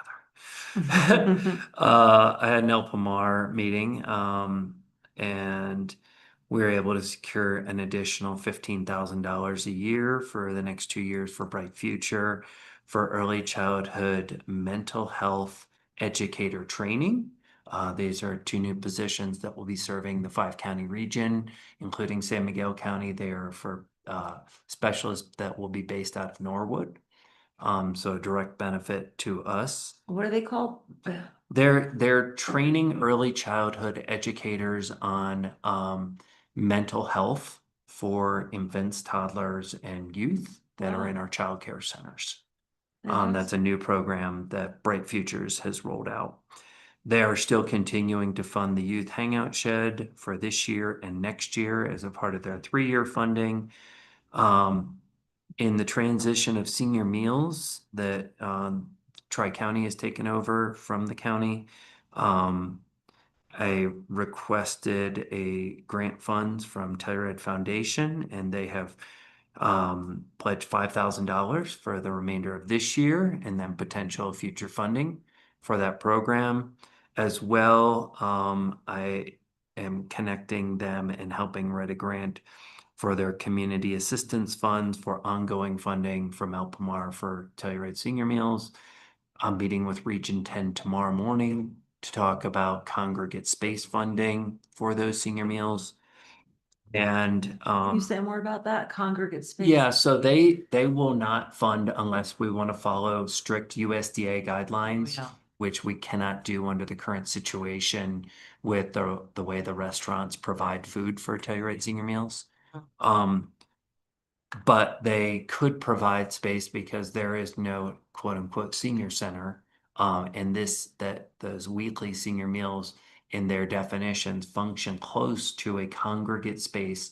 So they have said that they can provide current and ongoing funding for that. So this is part of that administration, those administration funds that Tri-County had requested that we assist with. So the funding pieces are coming into place. That's great, Mike. So yeah, Thanks. my pleasure. And then I also had followed up with Mikhail Madsen. He's applied to the Veterans Division of Veterans Affairs for a vehicle and driver for our veterans to get to their medical appointments at the VA and elsewhere. And he was denied last year. We find out about June 1st of this year whether or not we got the funds. But just in case we didn't get a full award, I had approached individual members at Alpamar as well as their trustee boards, and I've been able to secure $10,000 towards a vehicle, potentially more. If we don't get the grant, we will still be able to act on acquiring the used vehicle. So I asked Mikhail to go for a new vehicle as well as a good, reliable used vehicle alternate option. So the good news is we will be able to have a vehicle for Mikhail and a paid driver to transport our veterans. It's just a matter of which pot of funding it's coming from.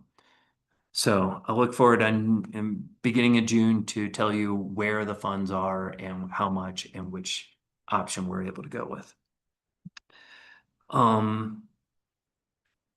At our SMRHA meeting last Monday, Commissioner Brown, your idea of mapping where deed restricted units are on an interactive map on the website was received well by the board.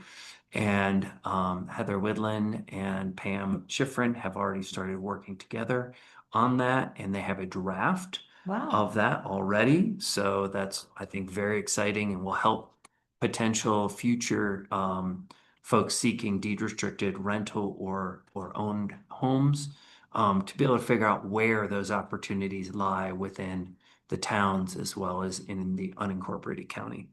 And I look forward to checking that out. When you say a map, would that also say like, okay, this has 14 rental units Yes. and 2 of them are 1 bedrooms, 3 bedrooms, 4 bedrooms, something like that? At this stage, it would just say the number of units, Yep. rental and ownership. Perfect. But we can then drill further down in time into here's how many bedrooms each of those units has. I think that's great. This is something that a constituent had asked me about. They said they noted that there was no real comprehensive inventory of deed restricted properties. And while only one person had asked me about that, I had actually compiled one myself when I was running for commissioner to kind of just get my head around how much housing we actually had, where was it, and all that kind of thing. Anyway, this person had asked about it, so I brought it up to Jared and Mike, and they were very open to it. And Jared himself said, you know, when I moved here, I was looking for a place to live. It would have been nice to have that information. So thank you so much to the board and to the staff for working on that. I look forward to seeing it. Really great. Excellent.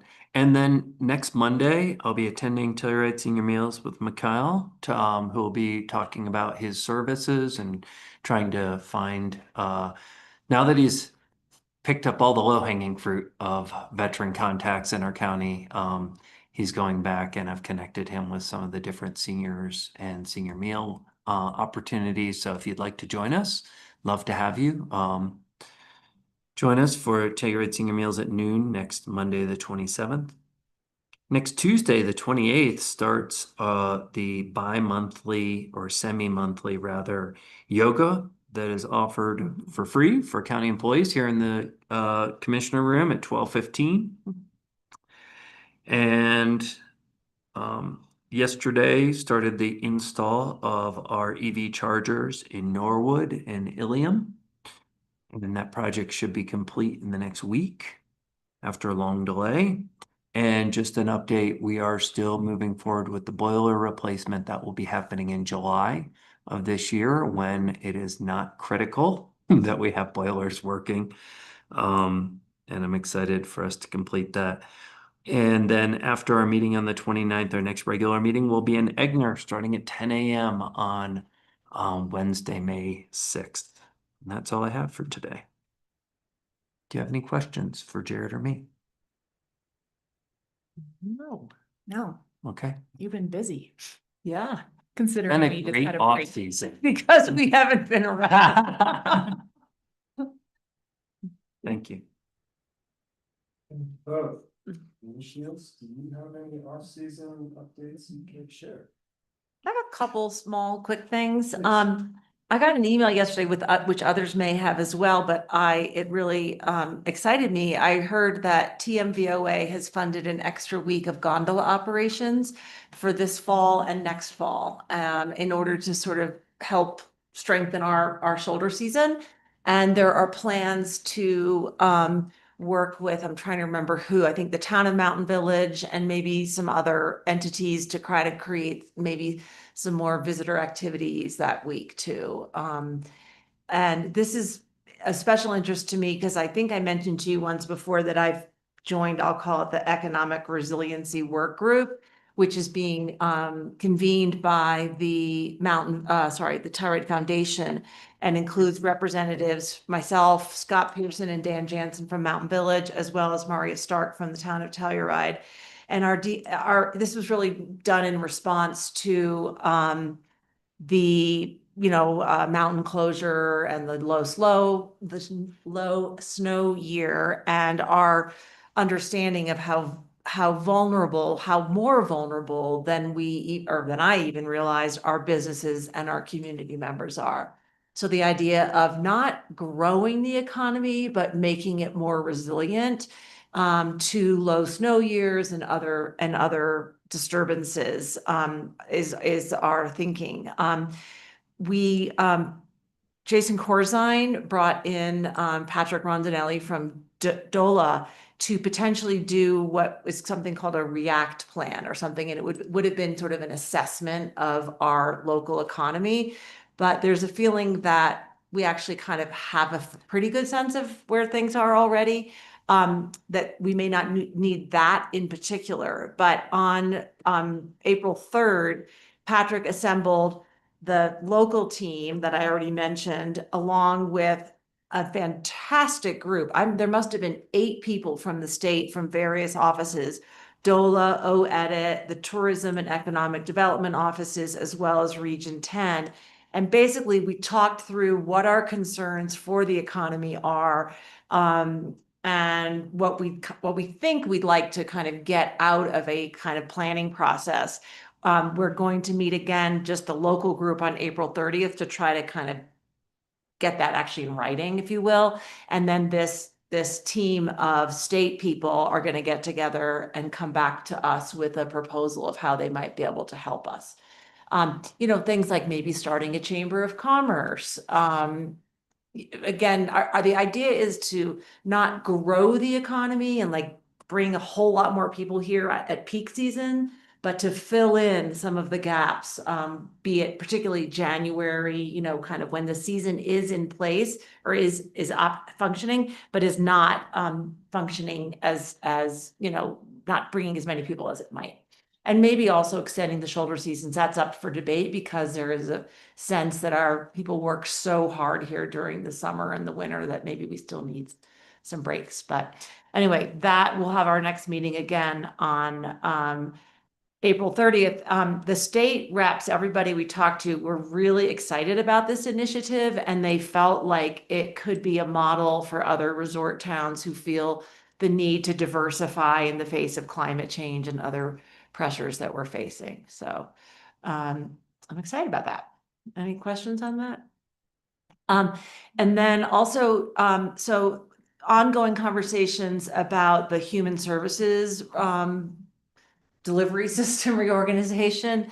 I think we've talked a number of times about this group that has been formed. Let me pull up these notes. To kind of negotiate this with the state. It includes county commissioners and CCI. It includes representatives from the Colorado Human Services Directors Association, some advocacy groups, the governor's office, HICPUF, CDHS. And they've gotten to the point where they've reached some significant agreements, and it's now in draft legislative form. We haven't seen the draft yet, neither CCI, they haven't released it, and Linnea, I spoke with her yesterday, she hasn't seen it either. But on Friday, CCI is having a special meeting for commissioners to decide if we would like to support, oppose, or amend. And so I'm basically, I guess, needed to speak to you all about where we stand on this bill that we haven't seen yet. And I'm wondering if Linnea and I are going to speak again on Friday morning before that meeting to talk it through. And I'm just wondering if I have your blessing to kind of represent San Miguel County with based on Linnea's input and what I hear from CCI and the other commissioners, because there will be a vote. You have my blessing. I think you have a really good conceptualization around our concerns. Yeah. Yeah. I've been following this on, through CCI. Yeah. Just waiting to see if there's any language coming out around a bill, but. Yeah, not yet. It's funny because it's already Wednesday. Linnea feels that the way she summarized it for me yesterday is quote unquote, the county's won. Like she was, as you know, very concerned about the original plan that came down from the state with no county input. And she feels like we have really been heard and that the new system that is, coming into our understanding, although we haven't read the bill yet, is a really good compromise, good solution. There still will be sort of groupings of counties that work together to deliver services, but rather than having one county over a district and kind of managing their budgets and having, supervisory responsibilities and so forth, it's going to be more of a coalition. And those coalitions will be based not on geography, but on counties that have sort of like issues and populations and things like that, which makes a lot of sense, I think. And Linnea felt that too. The big win too is that funding has been earmarked to fix that CBMS, I wrote it down. It's the computer system that they use that does not do a good job. And so I think finally the state has heard from the Human Services Director that they need to fix that system before we can possibly do a better job. And just as a reminder, the real driver of this is our high error rates and the fact that with HR1, the bill passed at the federal level, if we can't lower our error rates, we risk losing federal funding for these programs. So anyway, yeah. And this has been expressed many times by Linnea, and we're well aware of this, but I'll just reiterate. And this has been emphasized from the UMC board level as well, just the necessity to have boots on the ground in counties to be able to help residents actually sift through the Medicaid process and accessibility issues even to technology. Some residents who live very rurally don't necessarily have access to a computer, and that is what some of our, human services staff do is make home visits and help residents to navigate all of this. And that's something that I think is lost on some of the more urban counties, even that's a thing. And that rural accessibility is something that counties should still have the ability and staff to be able to address that. Thank you for that reminder. I'll make sure that is considered, for sure. I'm trying to remember. I feel like Linnea told me at one point, but I have pages of notes here that she did feel that we would have local staff preserved. But I will make sure of that. Yeah. Yeah, there's been a loud voice around that, but Mhm. I think just continuing. Yeah, Scream that from the mountaintops is important. I'm Um, making a note of that right now. Thanks for that update. It's Yeah. been interesting to try to see how this is evolving. Yeah, I mean, it was unfortunate the way it came down as like fait accompli. Here's this huge reorganization. These counties who administer these services have nothing to say about it. But Linnea feels that that the system did need fixing and that ultimately there are some good things that are going to come out of this. So it was painful, but I think it's going to get the state to a better place and the human service delivery.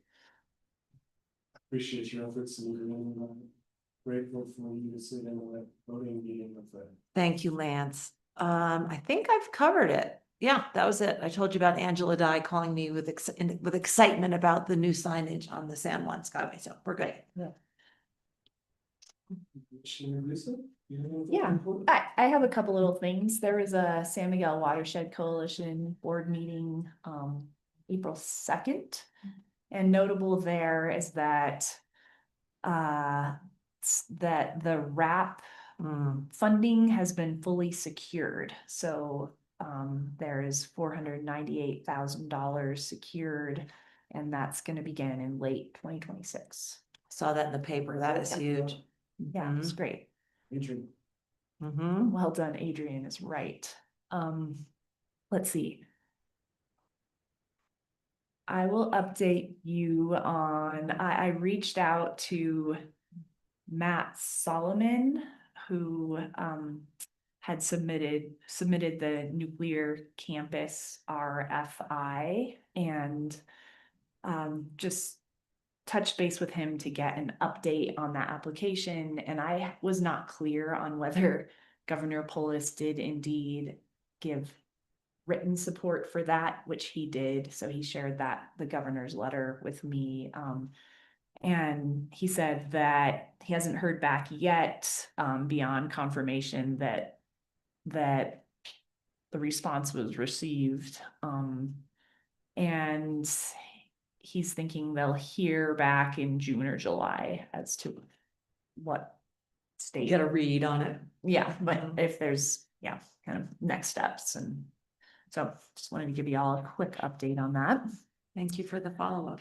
Yeah, and then I attended the San Miguel County Dark Sky Reserve presentation from Bob Grossman and his assistant Kiki at the Lone Cone Library last Saturday, and just got an update on that whole process and where the Western Slope Dark Sky Alliance, which is now what that organization is called, is at in process.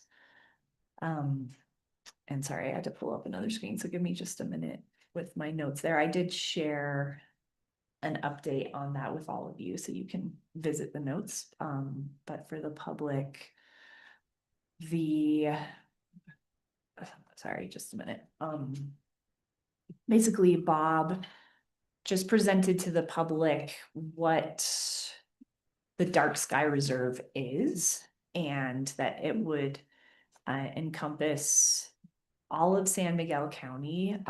It would be the first of its kind, as in the first county designation in the country, and the 25th in the world to receive this designation.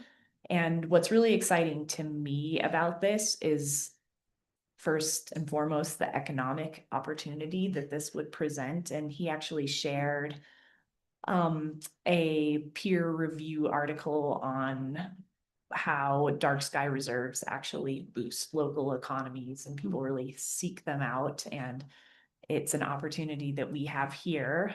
They're getting closer to submitting the application to Dark Sky International.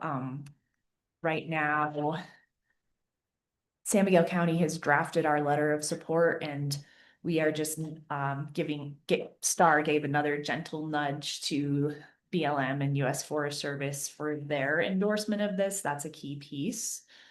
So we're just kind of waiting on that for the county to then officially submit our letter of support. But what did come to light through Bob's presentation is that the coalition, the Western Slope Dark Sky Coalition, needs support right now. They need some more board members. They could really utilize some more financial support to get this application in. There's a couple of different papers that still need to be compiled to submit with the application. And so he's just trying to get the word out that this is actually an opportunity here. Did he say how much money they need to get the application in? He didn't, Cause I and know we've contributed and I wonder if it's, you know, $2,000 or something, not huge, maybe we could yeah, a little more. yeah, I think some further conversations with him and there's the county dark sky reserve, and then they have broader reach, like Okay. Montrose County. And Western yeah, so I think it's beyond what San Miguel, the dark sky reserve designation and their broader plans. So he didn't really parse out how much funding they needed specifically for this designation. But it led me to, feel motivated to do some more outreach and bring some more awareness to this.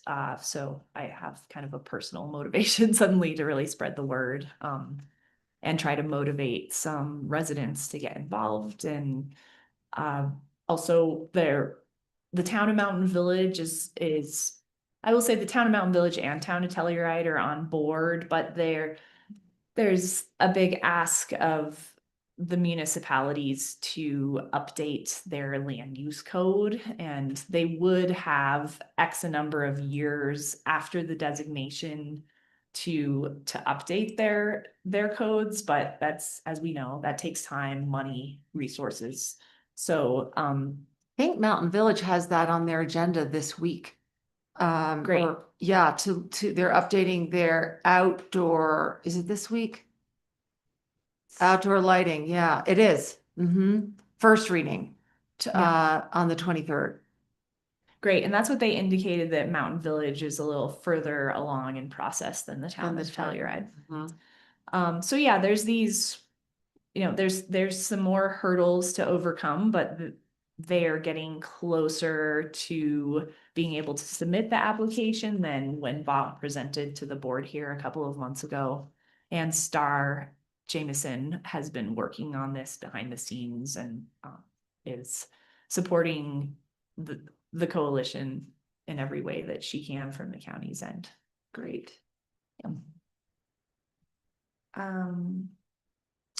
Yeah, that's all I have to report on. A couple of meetings coming up. I'm gonna attend the Norwood Parks and Rec Master Plan Open House next Monday. They're just outreaching to the community to try to get ideas, guidance to help inform their master planning process. So I'm gonna attend that. And yeah, nothing else really that I won't report on next week. And I hope you all had a really good spring break, because it was nice to rejuvenate, recharge, have some adventure. It was great. Thank you, Commissioner Musset. I attended a gondola subcommittee meeting with Mike on Monday, and the focus of the conversation is funding. Fortunately, the county doesn't have a large role in that, so Mike and I listened in, and there was a lot of discussion about the potential benefits of a federalized project and the potential downsides of a federalized project. Obviously, there's more complexity, and there's a Buy America provision that's a little unclear, and so the staff is trying to work through that. But the towns agreed that they would be getting together to talk about what their funding abilities were and try to have conversations that would end up with some clarity so that there'd be an easier path forward. Did I miss anything, Mike? No. Yeah. I also kind of out of the blue attended a Boston Hill DRB meeting yesterday, just out of curiosity, and it turned out that Kathy and Sela White's project, which we were indirectly involved in a couple of meetings ago, Mm. was now up for review at the DRB level at Lawson, and I was really impressed with the depth of the Lawson board's thoughts and concerns, and they ended up with the commission approval. So that is a sign that although there's a lot of bureaucracy to be hurdled, that it is possible. And I also am grateful for spring break and happy to be back. And unless we have other items to discuss, let's take a lunch break and be back at 12:45. Sounds good.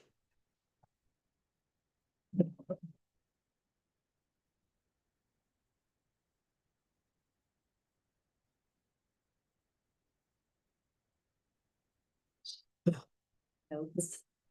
Just share with us on the human services. Yeah. Legislation, is that in it?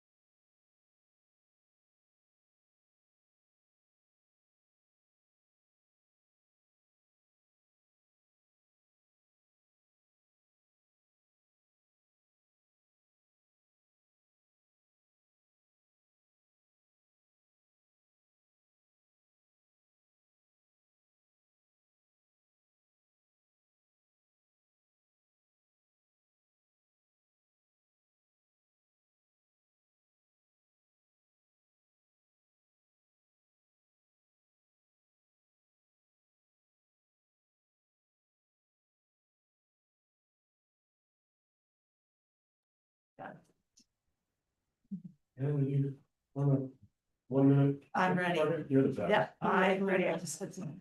It's good community. Send Commissioner Gleason one People quick. really like stuff there. Right. Excellent.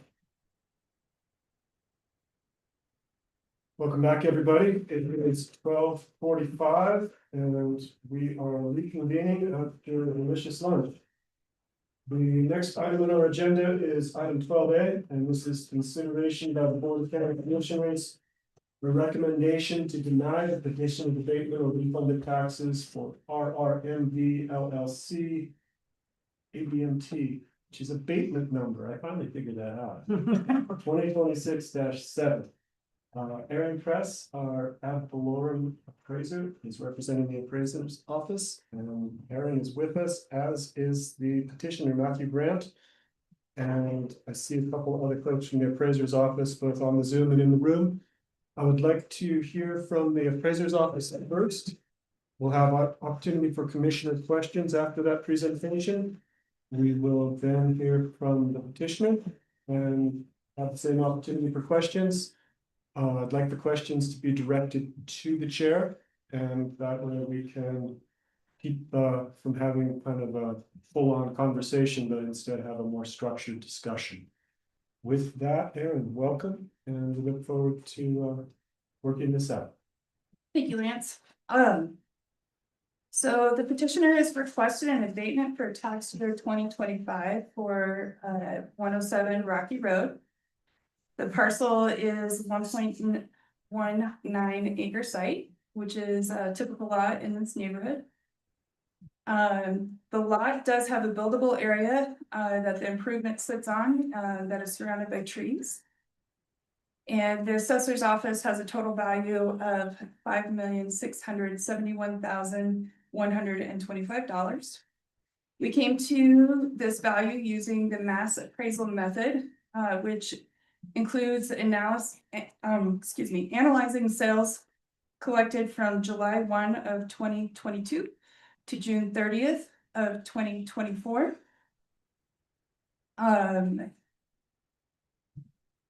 You can see we discussed this on page 2 of the narrative I provided.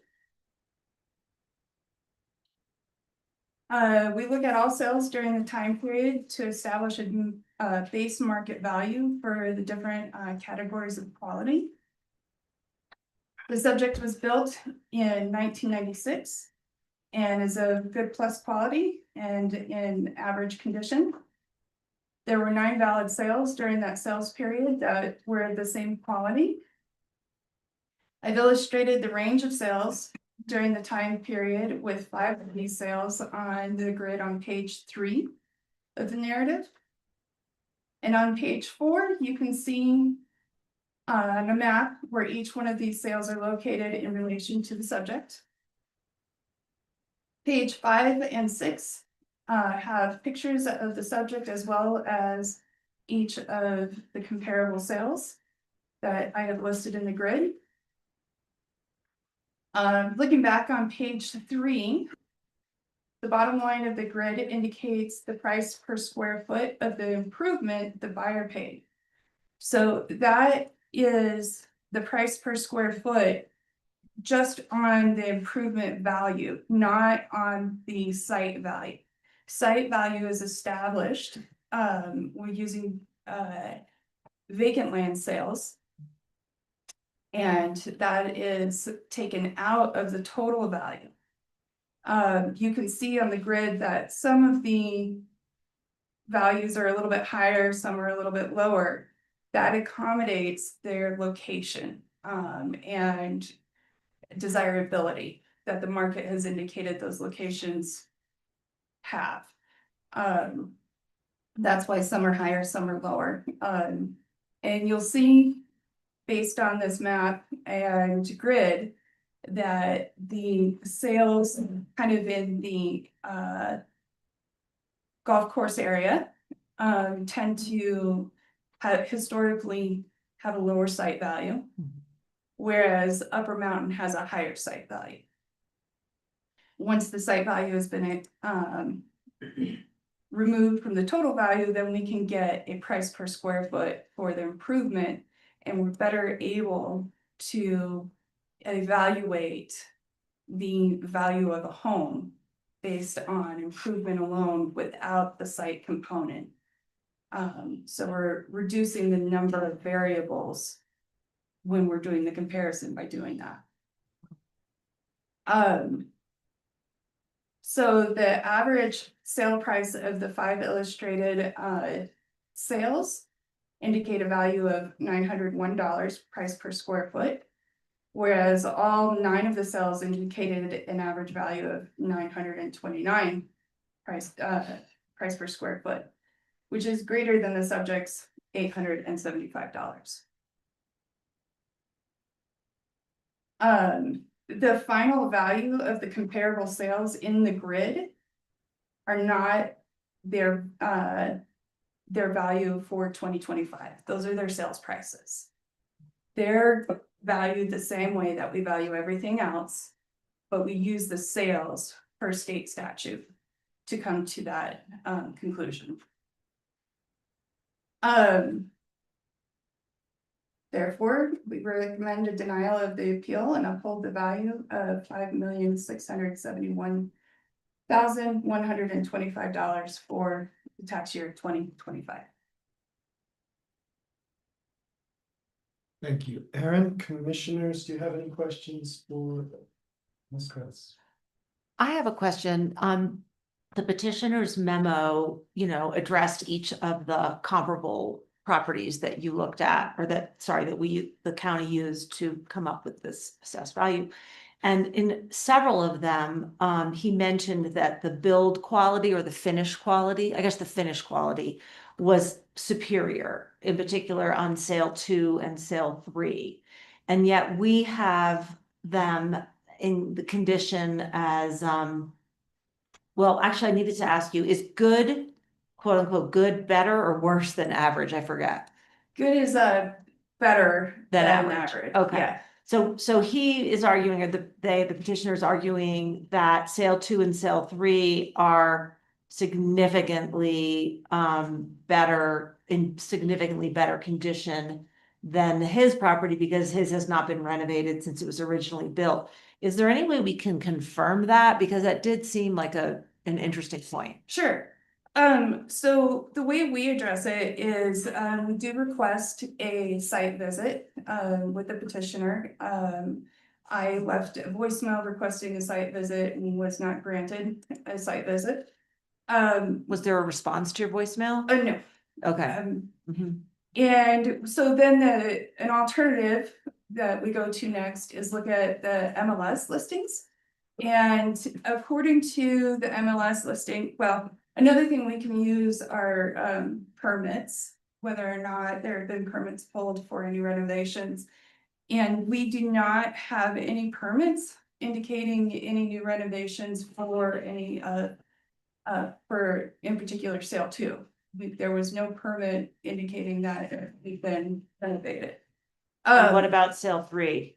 Sale 3, I don't believe there was an indication of renovation on that either. Whenever there is a renovation of significance, our team does take that into account at time of renovation. And so that we update our inventory to reflect that. Looking at the MLS though, specifically for 107 Rocky Road, the first few words within the description, it says that this recently renovated 6-bedroom log and stone home. That is for our subject property. I don't have any indication of recent renovation as far as permits go. So there was no upward in the condition or quality made for that statement. It just is a statement within the MLS. There's nothing else to back it up. And you weren't able to visit. We weren't able to visit. So quality is generally set at time of build, and any significant renovations that may adjust quality. I hope that answers your question. Yeah, it does. Thank you, Karen. Commissioner Gleason, do you have any questions for Aaron? I do have a question. And I'm just curious how you rate or value the site value. The petitioner brought up the point that a portion of the site is in wetlands and it's not buildable. And I imagine there's some level of subjectivity to whether that is an attribute to the property or not, i.e. a nice stream running through the property could be seen by some as an attribute to the property Sure. because of that natural beauty perhaps, and more space for privacy, so on and so forth. But I'm just curious if you can give us an explanation of how that's valued and Sure. whether that, is it's considered with the valuation and how specifically wetlands are valued. Sure. Thank you. So Mountain Village is covered with wetlands. In some areas, it is an attribute. In some areas, it's not an attribute. And that is more, the market adjusts based on sales, as always. So if there are market indicators, then we can address the issue at the time. This particular site actually has a home built on it. So we can see that there is no prevention of building a home. In fact, the site is fairly level in the center of the property and is not impacted by any of the wetlands. Again, the MLS description does indicate the wetland as being an attribute versus a hindrance. I thought about that a lot too, Galena, but what you were saying, how it could be an attribute versus the hindrance, depending on how you perceive it or where it is or the size, or whatever. But I did note that the petitioner or whoever originally owned the property was able to build a 4,000 square foot house on the property, which is larger than any, well, no, it's a reasonably sized home. It's And a reasonably yeah. sized home, yes. So and it's not like they're, yeah, so I kind of had to discount that part about the wetlands, and your response helped me there too. Did that clarify for you? Absolutely, thanks. You're That welcome. is what I was trying to get at, so thank you. The other question I had about the value of the land is that the petitioner indicated that the views are obstructed by trees, and many of these other sites have wide open views. And I wondered, if that impacted the value of the land, because based on your memo, I'm pretty clear on why we got to the improvement value that we did. I don't currently have any questions about that, but I did note that, the land value, 2.2 million, is the highest in the grid, with one other. Sure. So the view issue, how do you take that into consideration? Sure. So the land values, we do look at the vacant sales Okay, to kind of get an indicator of what the market is doing and what's driving desirability. The sales range for that particular area was 1,650,000 to 2,725,000. So there is a wide range, and the value of the subjects is kind of in the middle, because it is an average or like average lot in the area. In some cases, we do see a need to add value based on views. So that might indicate a higher value versus an average value. Where this property is offset from any main artery, that is a more desirable attribute that the buyers are looking for. So that kind of, makes it an average lot, but it also makes it a desirable lot because it is not affected by traffic. Adams Ranch Road and Russell Drive and all. Yeah, or even Mountain Village, where you've got there's not a massive construction traffic or delivery traffic or guest traffic and things of that nature. And you did also mention in your memo that it does have views of the mountain village. That or is- Lizard Head Low. Oh, that is a typo. My apologies on Oh. that. Just strike that, please. From that state, that you can just take that whole sentence out. Thank you. Okay, thanks. My apologies on that. Sorry, I'm glad we got that. Right, if commissioners don't have any further questions of Aaron, then I would like to go to Matthew Grant, who is on the Zoom call, and Mr. Grant will ask you to unmute. You'll have to push the accept button. There you are. Hi, how are you? Can you hear me? Yes, sir, loud and clear. Okay. Well, thanks for doing this. Let me just start by saying, I bought the property in September of 25. And, I didn't really even pay much attention to the assessed value until a few months ago when the taxes were due. And I looked at it, I was like, this can't be right. Like, it said 5.6 million. And meanwhile, I bought the property for 4.7 million.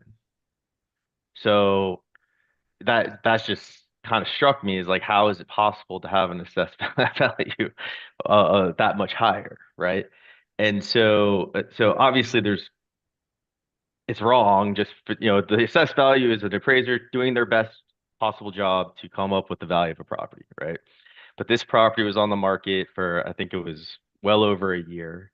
Originally listed at 5.5, never traded, and then I was able to purchase it for 4.7. So just starting there, it can't be right. And then not to mention, I did some research and looking at the Telluride properties. They had a report done in Q4 of 25 saying that property values actually increased between 2024 to 2025. So, because I was thinking, well, maybe property prices went down or something, and they actually went up 9%. So if you actually correct or adjusted it for the 2024 number, which is what the assessor uses between 2022 and 2024, that would put the value at 4.3. So then I spoke to Erin. I called her and said, how does this work? Because like we know that can't be right. So how did you get to this number? And she's very kind, and I should also mention I had no idea it was going to end up here. When I spoke to Erin, she's like, you can make a formal request for an abatement. I was like, all right, went to the website and did everything. By no means did I think I was going to be wasting all of your time, so I apologize for that. It's But not a then waste she, of time, Matthew. well, I We feel do bad, this so. regularly. We're happy to help you or work with you. Okay. So then I looked at the comps, and everything she did kind of made sense. But then I went and just like looked at like a high level at some of them, and they did just some basic math about what the attributes are of my property versus the others. And the bottom line is that per square foot, my property at the 5.67 million per square foot using the 3,967 square feet of living area, which includes a basement, by the way, which is relevant for one of the comps. My price per square foot was $1,430.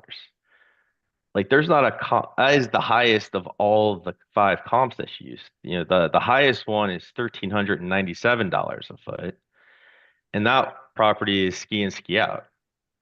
So, and 30%, 34% bigger with expansive views. I actually went and drove it. It was the first comp. I forget. It's 158 San Joaquin or Joaquin.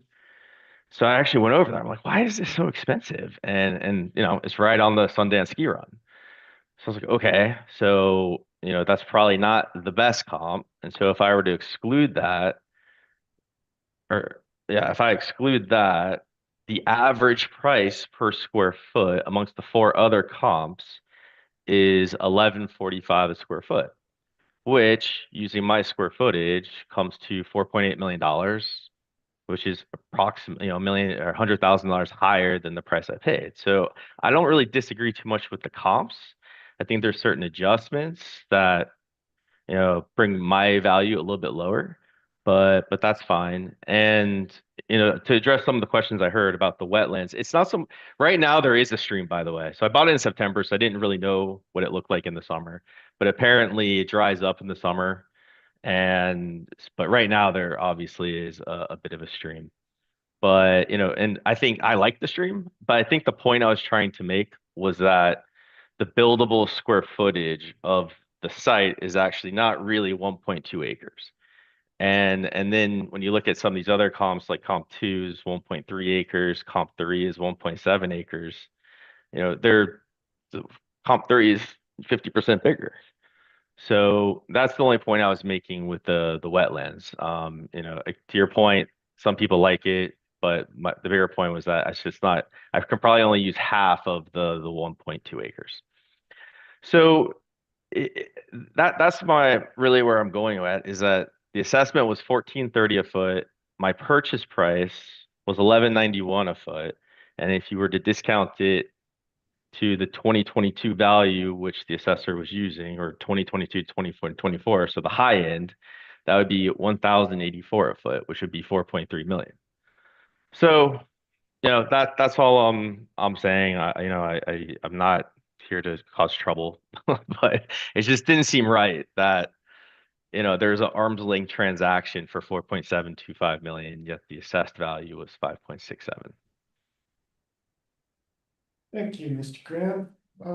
Let's try to break down what I think your two questions are.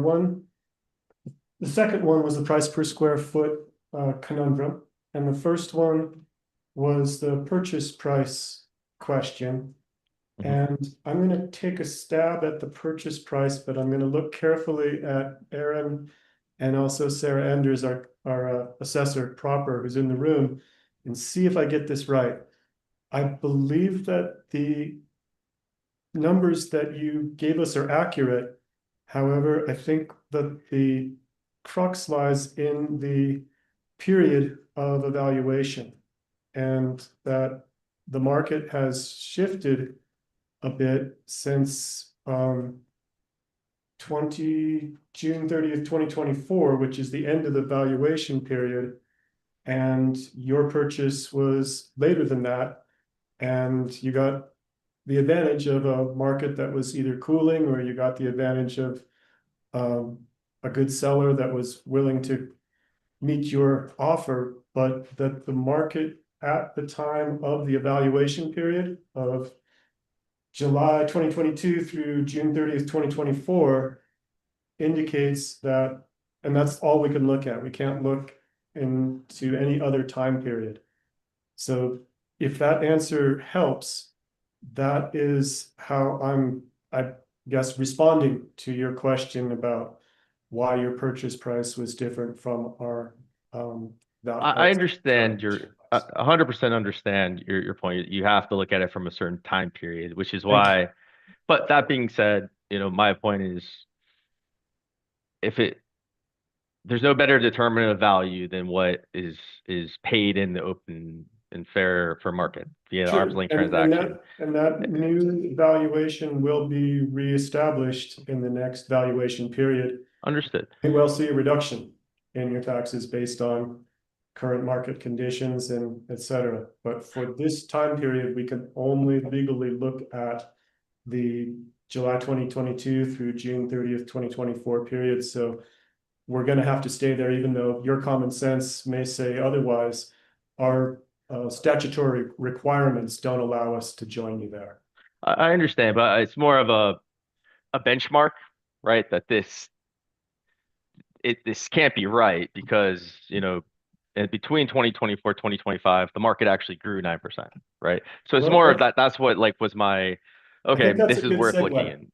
That's a good segue to your next question, which is a good one. And I'm going to not try to answer it, but ask either Aaron or Sarah to help us understand the 1475 per square foot on Mr. Grant's home versus the other high of 1397 per square foot on San Joaquin, and how that happened. I think we might have an answer that makes sense, but if not, let's figure it out. So, part of the mass evaluation process is to value the land and then value the improvement on them. So, our math does that process. We remove the component of the land first. And that helps us to evaluate, looking at more similar things, right? Instead of trying to, well, is it a better view? Is it a better location? That takes out that location component. And so the petitioner's math does not remove the land value first. Which is required by state statute, Yes. our process, Matthew, Mhm. Yes. And established by state statute. established by state statute, exactly. And so if you do that, the subject is actually valued at $875 per square foot. And you can see on page 3, the sales grid, that is lower than 3 of the sales comparables. And Thank you, Aaron. That makes sense to me. It took me a little while yesterday it's a to bit to wrap grasp it that. around. Matthew, did that first bid at explanation of how you were including land value in your price per square foot calculations and how our office has extracted that and then put your price per square foot at $875 as opposed to some of your neighbors makes sense? Because if it didn't, we'll try to say it again a different way, but that is the answer to your second question. Sure, so then it must seem that we're overvaluing the land, because you can't, the total of the two is much higher, right? That the 1430 a foot, but the value of the improvements seem to be in line. So can we talk about how you derive the site value?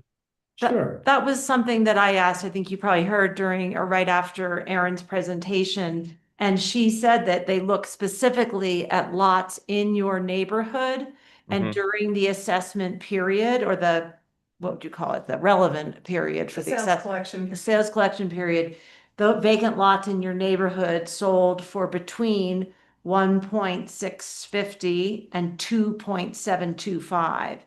And the assessor's office determined that yours was quote unquote average for the neighborhood, and that's where they came up with the 2.2 for your lot value.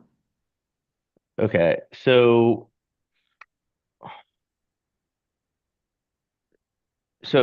there's only two comps on the high side, that are comp 1 and 2 are on the mountain and not down below, right? So the one, comp 1 is ski and ski out. And so that's, I'm sure you guys can all agree that's probably a huge premium. The second one is 1.3 acres, so a little bit larger. And it's also 4,936 interior square feet. Well, we're So just looking at the land. You can only look at the land. Yeah. Right. So what is the value of the second comp's land? I don't see it here. There's I've got it in front of me. It's Comp 2.2. It's on- spec value. Yeah, page 3 of Erin's memo, Mr. Grant. That's the lot So- that is comparably valued as to yours. So you're saying that my land site value is 2.2. Is that right? Yep. So how are they getting to 1,000? Sorry, let me do some quick math. This isn't.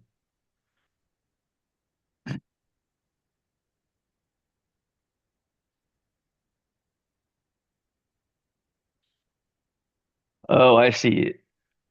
The issue with comp 2 is that the size of the improvement, it says 3,899 square feet.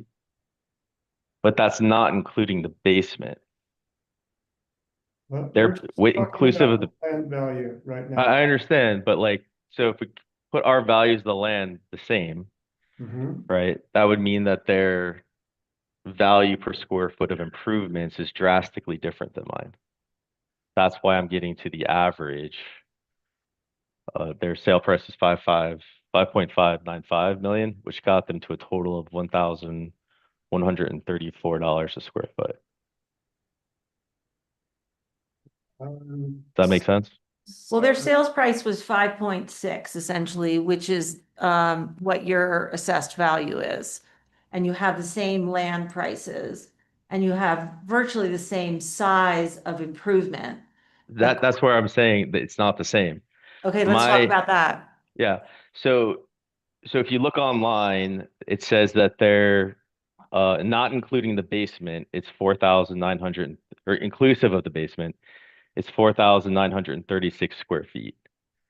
If you take the basement out of my property, it's only about, it's like 2,500 square feet.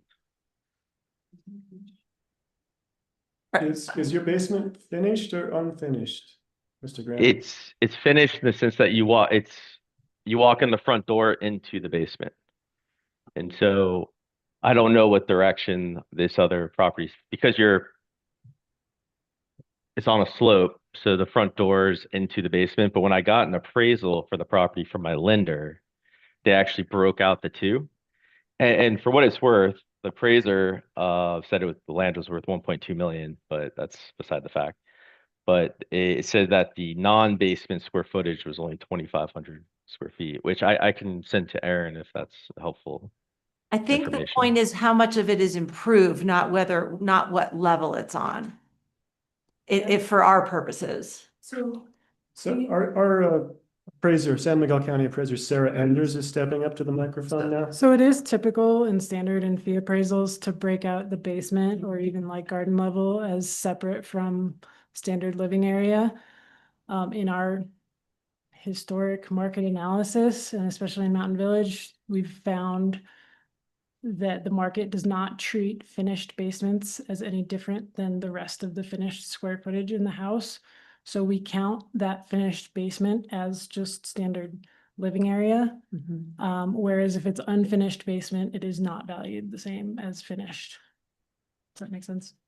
And so is that where the discrepancy, or maybe not discrepancy with sale two lies, is that it's the improved square footage of 3899 as opposed to what Mr. Grant is planning to over? Could be if he's citing like that 4,700 or whatever it was. Yeah. Inclusive of the basement.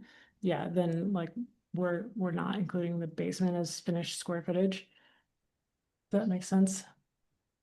And the values that I want to point out, because that was something that came up as a question in my mind. The values that Erin has put as the price per square foot in her grid are not the final values that the assessor has in our records as far as the 2025 values. These are just the sale values and what they indicated.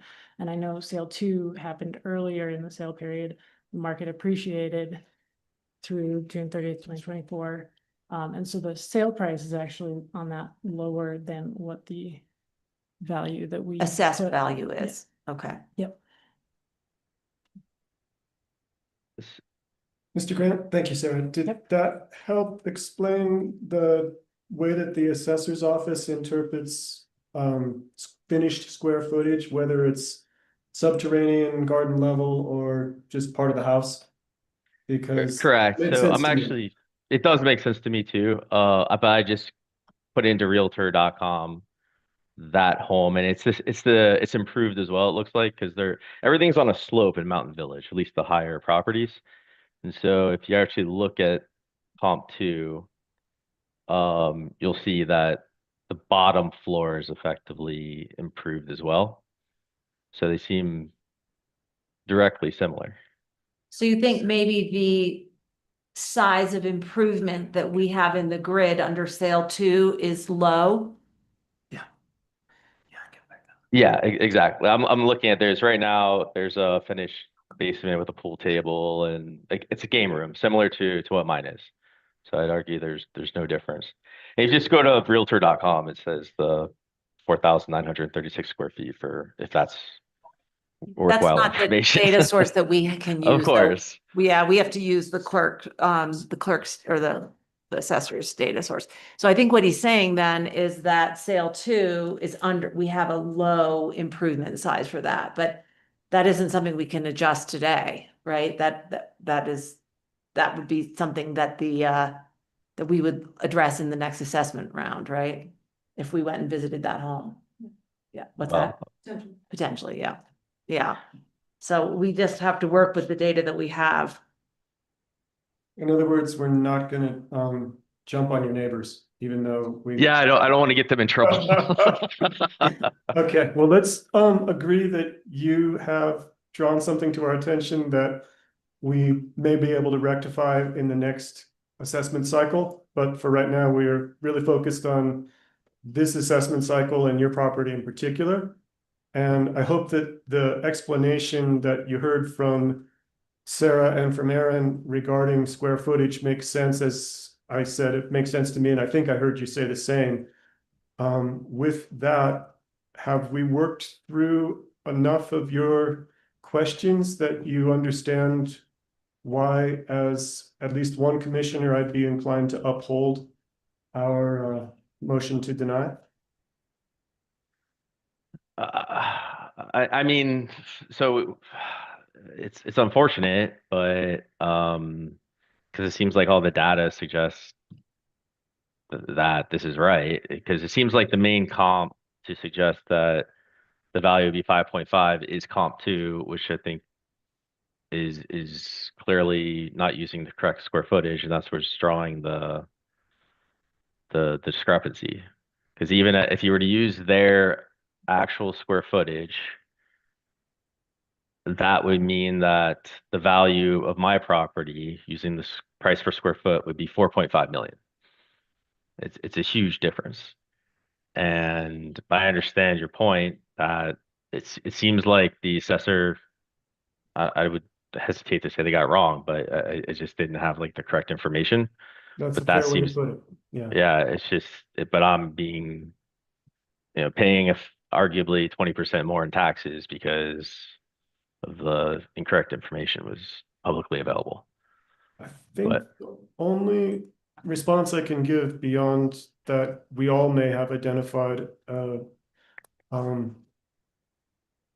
opportunity to add information to our assessors database, and that realistically, there's no way we can go into every home every cycle. So we have to rely on the initial review when the house is built, and then occasional checks as the property changes hands.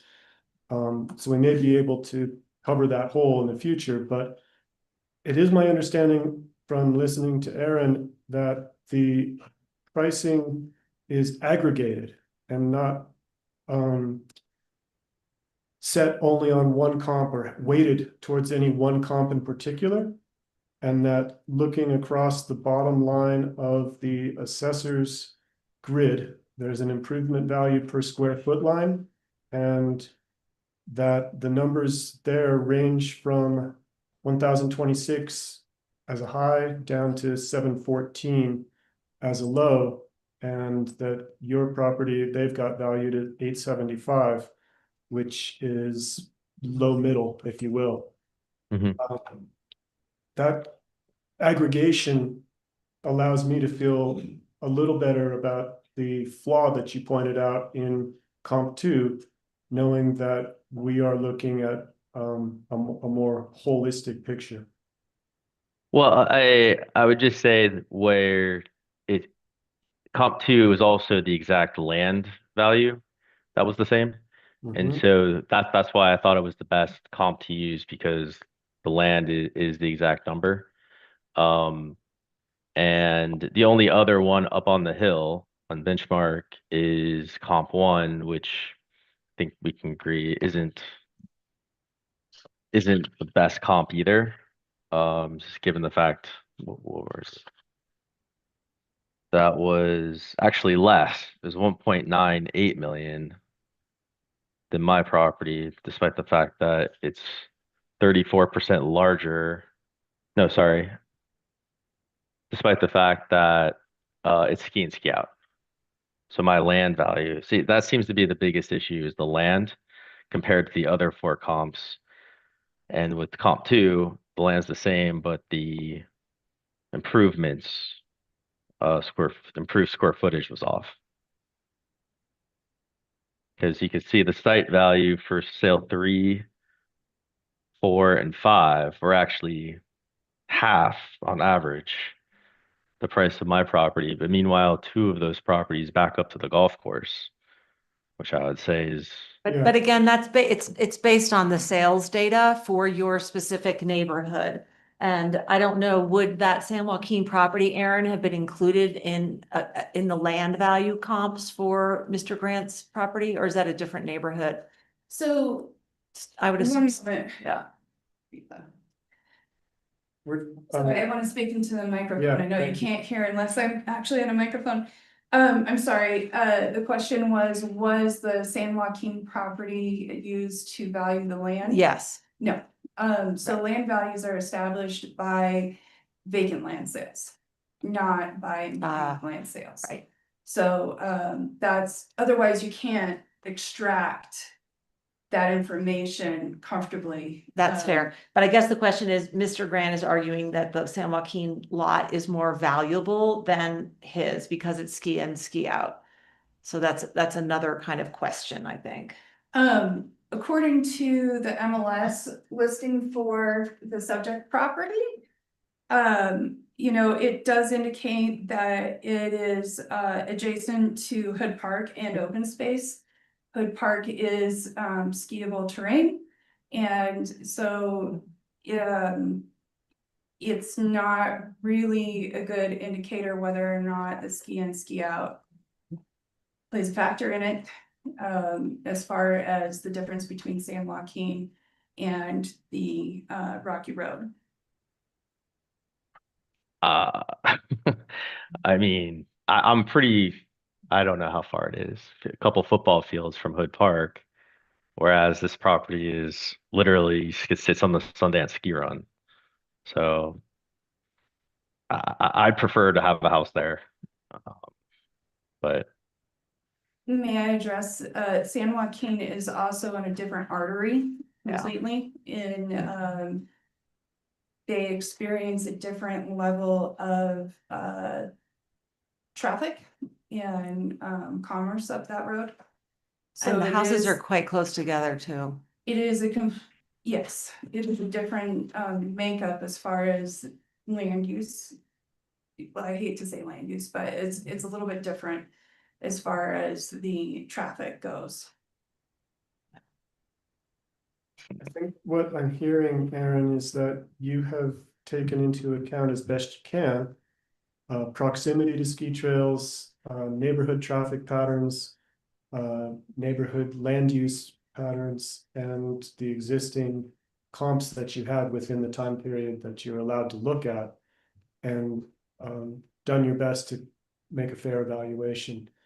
I can understand your question, Mr. Grant, because based entirely on one of those variables, in this case, ski in, ski out proximity, yeah, obviously, 2 football fields is not the same as dropping off the back deck and hitting the slopes. But having heard Erin explain that ski in, ski out was not her only criteria, I can also appreciate that if I was looking for solitude, privacy, and low energy neighborhood, that I'd prefer yours. And that would be a particular value to me as opposed to the location on San Joaquin, which is busier. well, I'll trade houses with you then. All right, sounds like you're a skier. Mr. Grant, I have a suggestion. One of the arguments, I'm sort of stepping away from the land value one, if that's okay, because I feel like we're kind of stuck. And we're kind of stuck on sale too. My thought though is you made a number of comments in your memo about the quality of your finishes and the Mhm. fact that your home had not been renovated since 1999. So the condition would be inferior to the other properties. So Mhm. I would wonder if you might agree to letting the assessor during the next assessment cycle do a site visit so that she can confirm that. I don't know if you heard that she did leave you a voicemail requesting a visit, and if she had and had noted that the property condition was below average, that would have impacted your assessed value. So I was out of the country and I didn't really understand why she was calling, but now I do. But the bottom line is that since purchasing in September, we have made improvements. So the only way to look at the condition upon sale would be to look at the MLS. So an actual tour of the home. For Okay. example, we changed all of the furniture. We've done, quite a bit. So looking at it today isn't relevant to the 2025 Okay. assessed value. Okay. In conversation with the assessor, I believe that they do look at the MLS if they aren't granted access to the property. And that is kind of their only other source for trying to get a fair assessment of quality of construction. So Mhm. I believe that they have done what you said, and based on what they were able to see in the MLS prior to any changes you may have made, they made their determination. So Yeah. although Commissioner Brown had a good idea, it seems like it's already happened. Yeah, exactly. And to answer your previous question from earlier, I didn't even realize it said renovated in their the original MLS listing, but they had renovated 4 of the bathrooms in 2018. So, and they were candidly not very good, but they did change the tile and I don't know really what else they changed in 4 of the bathrooms, but I guess that's still 8 years ago. Um, so that's our next step would be to change that, but one day. But I guess I'm gonna be having to pay higher taxes, so I don't know if I'll have the money, but we'll see. Yeah, they're gonna go up even more. But it is possible, as Lance mentioned a little while ago, that if the market has corrected since the last assessment period, that the values will go down. I mean, we've seen that happen here. Okay. Right. And that sale, that arm's length sale price that where you closed on your property, Mr. Grant, will play into future assessed values. So if there's any Okay. light of shining hope, that is. Well, I don't know. We one might do gleam of a renovation this summer, so it's probably not. We'll see. But we should, yeah, I should keep my mouth shut. But Yeah, we'll be looking for the permit. yeah, no, we actually got a DRB approval, but I don't know if we're actually gonna do it. Just because it's timing. I want it to be done by winter, so it's getting too late, I think, in the season, but we'll see. Anyways, I appreciate everyone's time. Again, sorry for bothering you over this, No. but I'm glad we did it. Appreciate So your ability to speak kindly and to listen carefully. It's not every petitioner who is able to understand the complexities that we have to operate under based on state statute. And it's occasional that even us commissioners who've had quite a few of these over the years get tripped up on some of the technicalities. Mhm. So I think I can speak for the board and say we really appreciate your willingness to go through this carefully with us and to rest relatively easy when we make a motion, which is about to happen. I would entertain one.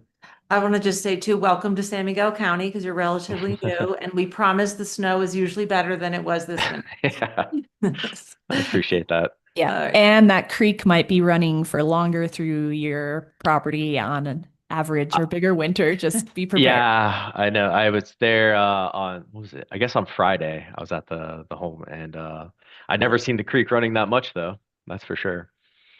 Rain runoff. Mhm. Yep. Commissioners, I'd entertain a motion.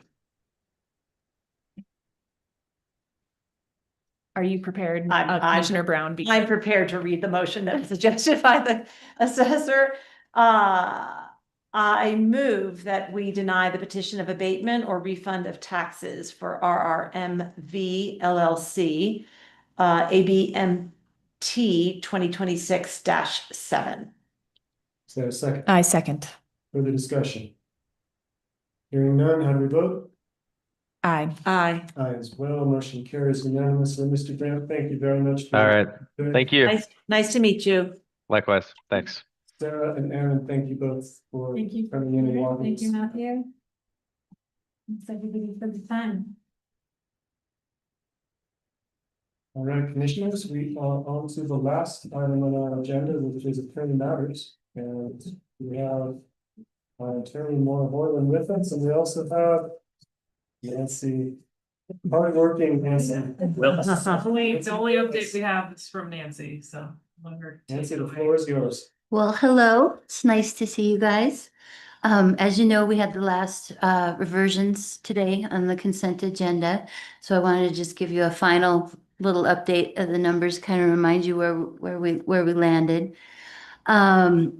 We did offer them 30 days, and we did give a little bit of wiggle room to the respondents because some people were out of town and to sign their final documents. So out of the 206 properties reviewed, we had 35 revisions requested. And we had one that was withdrawn, and so we had processed 34 revisions, but at the end, we had 3 that were incomplete that no one ever turned into. So we did have the last person sign about 10 minutes ago. So yeah, so that ended up just with they were the last couple that didn't do final signings were all Lawson Hill ones, and 2 of them were from the land use code to the covenant, and one was in the 3 years, and they chose not to revert. They stayed on the 2023. So at the end, we had 65% who reverted from the 2023 covenant. And it was originally 70%. It was just one that didn't do it. So that was kind of how we ended up. You have any questions? Or? No, but a huge thank you for all of your efforts. You're very welcome. I felt like it was a really good exercise to look at everything and give everybody the opportunity. So I felt like it was good work. Nancy, I just wanted to say that I overheard a couple of the conversations that you had with folks coming in with questions, and I thought that you were superb at walking them through some really complicated language and helping them speak and understand in English as opposed to legal. And also out on the street in my neighborhood in Lawson, I have compliments about the way that the county was able to help people. And that just made me feel like government was doing it right. And I appreciate it. That was a lot of communication, and everybody that interacted with you that I've spoken with felt like they got their questions answered and that you were really patient and really clear. I love to hear that. Thank you. And it was a team effort too, though. Megan and Drea helped me with a lot of the inquiries, and of course, Mara, the whole office we did. So it wasn't alone, but I'd love to hear that. So that's great. Thanks. I'm just gonna say partay. We'll be in touch. The other thing I wanted to say is this was a huge effort by, many people at the county. And I'm just wondering if we could issue some kind of a press release about it. The fact that we, heard from constituents how, their concerns, and we really studied the issue, and we came to what I felt was a very fair, because I voted for it, a fair resolution, and then really dug in and did a ton of administrative work to right our wrongs, our unintentional wrongs. And I just really think we need to let, as Lance said, this is government working for the people. And I would like to spread that word. If anyone's interested, I don't know, but We got it noted. okay, yeah. We'll make it Anyway, happen. I'm really proud of us. I'm really proud of us. And obviously particularly the attorney's office and Pam and all of y'all. So thank you. On that happy note, I entertain a motion to adjourn. So moved. Second, All those in favor? Aye. aye, I as well. Thanks, everybody. Have a great afternoon. thank you. Nancy,